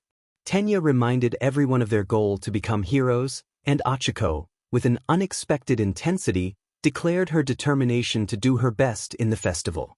The sudden shift in her demeanor caught Izuku and 𝗟𝗏 off guard, prompting them to question her change in personality. Later, as Izuku, 𝗟𝗏, Tenya, and Achiko walked toward the cafeteria, Izuku seized the moment to ask Achiko why she wanted to become a hero. She paused, taken aback by the question, and admitted that her motivation was to earn money. Izuku was shocked by her candidness, but he respected her honesty. But it is not what they thought. Achiko expressed that while everyone had a great reason for wanting to become a hero, she felt her own motivation might be seen as shameful. She hoped they wouldn't think less of her. Tenya reassured her that not all goals were about financial gain, which was a valid reason. Izuku found it surprising and asked if she would share her story. 𝗟𝗏 encouraged her to explain. Achiko revealed that her family owned a construction company, but they hadn't received any work recently, leaving them in a tough financial situation. She noted that this wasn't something she typically shared with others. The three boys placed their hands under their chins, pondering the implications of her words. Tenya connected the dots, realizing that with her quirk, if she were licensed, it could significantly reduce costs. Izuku added that they could sell their heavy lifting equipment since she could float everything. Achiko recalled telling her father about this since she was a child. However, a memory surfaced from her past. In her flashback, a young Achiko, with tears in her eyes, expressed her longing to help her family. Her father appreciated her sentiment but encouraged her to pursue her own dreams, promising that one day they could go to Hawaii. Returning to the present, Achiko gripped her shirt, filled with determination. She declared that she would become a hero, earn a lot of money, and provide an easy life for her parents. Izuku and 𝗟𝗏 smiled at her resolve. Tenya enthusiastically applauded her, while All Might, the #1 hero, suddenly appeared, surprising the four students. He greeted them and offered to share lunch. Achiko laughed, comparing All Might to a maiden, and he invited them to join him. Tenya nodded, encouraging Izuku to go along. Izuku agreed, and he and 𝗟𝗏 followed All Might to the cafeteria. Later, Achiko wondered what All Might wanted with Izuku and 𝗟𝗏. Tenya mentioned that he had heard from Azui that they had defeated a villain meant to harm All Might, speculating that he wanted to thank them. Achiko recalled the thrilling event and remarked on how strong Izuku and 𝗟𝗏 were, while Tenya agreed. Unbeknownst to them, Shoto was eavesdropping, contemplating what All Might, Izuku, and 𝗟𝐻𝐻 were hiding. In the teacher lounge, Izuku noted that time was running out for All Might. All Might explained that every time he pushed himself using One for All, his time in hero form diminished, now limited to 2 hours and 30 minutes. 𝗟𝐻𝐻 suggested that All Might should limit his hero form to teaching while training Izuku. Izuku agreed, and All Might jokingly asked if they were acting like his parents. Izuku inquired about the reason for their meeting. All Might revealed it was about the UA Sports Festival and asked how much power Izuku could handle from One for All. Izuku responded that he could manage about 20%. All Might declared it was time for him to prove himself. Izuku interrupted, guessing that All Might wanted him to announce his presence to the world. All Might confirmed this, but Izuku hesitated, explaining that he needed to become a hero in his own way, not just follow in All Might's footsteps. He wanted to surpass All Might and be his own hero, not a mere copy. All Might, moved by Izuku's words, acknowledged that he needed to forge his own path and expressed pride in him, encouraging both Izuku and 𝗟𝐻𝐻 to do their best. Later, a crowd of students gathered outside Class A, leaving 𝐼𝐻𝐻𝐿 and her classmates puzzled. Tenya questioned the purpose of the gathering, while Mineta expressed confusion about their presence. Bakugo, approaching the crowd, dismissed them as extras, prompting Tenya to defend them. Itoshi Shinso stepped forward, unimpressed by Class A and declaring his intent to challenge them. He warned that the festival results could lead to transfers between courses and declared war on them. While Tenya and 𝐼𝐻𝐻𝐿 were taken aback by his boldness, Izuku felt anger rising within him, questioning if Shinso thought being a hero was easy. Bakugo and Shinso exchanged tense glances until 𝗧𝗧𝗟𝗃, from Class B next door, interrupted the standoff. Izuku noticed the commotion around him as 𝗧𝗧𝗟𝗃 boasted about his encounters with villains. Tenya and 𝐼𝐻𝐻𝐿 exchanged glances, thinking that overhyping oneself could lead to embarrassment. Suddenly, a loud bang echoed through the air as Izuku shot a bullet upward, capturing everyone's attention. With an intense expression, he directed his frustration toward 𝗧𝗧𝗟𝗃, questioning whether they truly enjoyed such experiences. 𝗧𝗧𝗟𝗃 responded affirmatively, prompting Izuku to fire another bullet above his head, indicating that he disagreed. Izuku then turned his focus to Shinso, challenging him on the assumption that their victories against villains made them arrogant. Shinso, unfazed, affirmed that they indeed exhibited arrogance. Izuku shot another bullet into the air, asserting that Shinso did not represent their class and urged him to reconsider his attitude if he aspired to be a hero.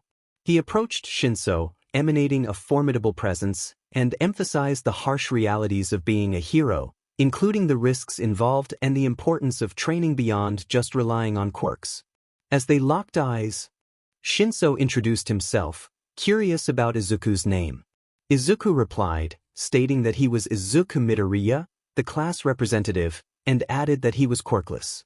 This revelation surprised the surrounding students, with one recalling Izuku's impressive entrance and another noting his record-breaking score in the school's history. Shinso expressed eagerness to face Izuku in the future, to which Izuku responded positively. As Izuku and 𝗟𝐻𝐻 walked away from the crowd, 𝗟𝐻𝐻 commented on the impactful speech Izuku had just delivered, believing it would motivate the others. Izuku agreed, noting that they would need that motivation to pursue their dreams of becoming heroes. 𝗟𝐻𝐻 laughed, acknowledging Izuku's determination and looking forward to the upcoming UA Sports Festival. With new rivals and inspired classmates, Izuku's journey to become the next great hero continued.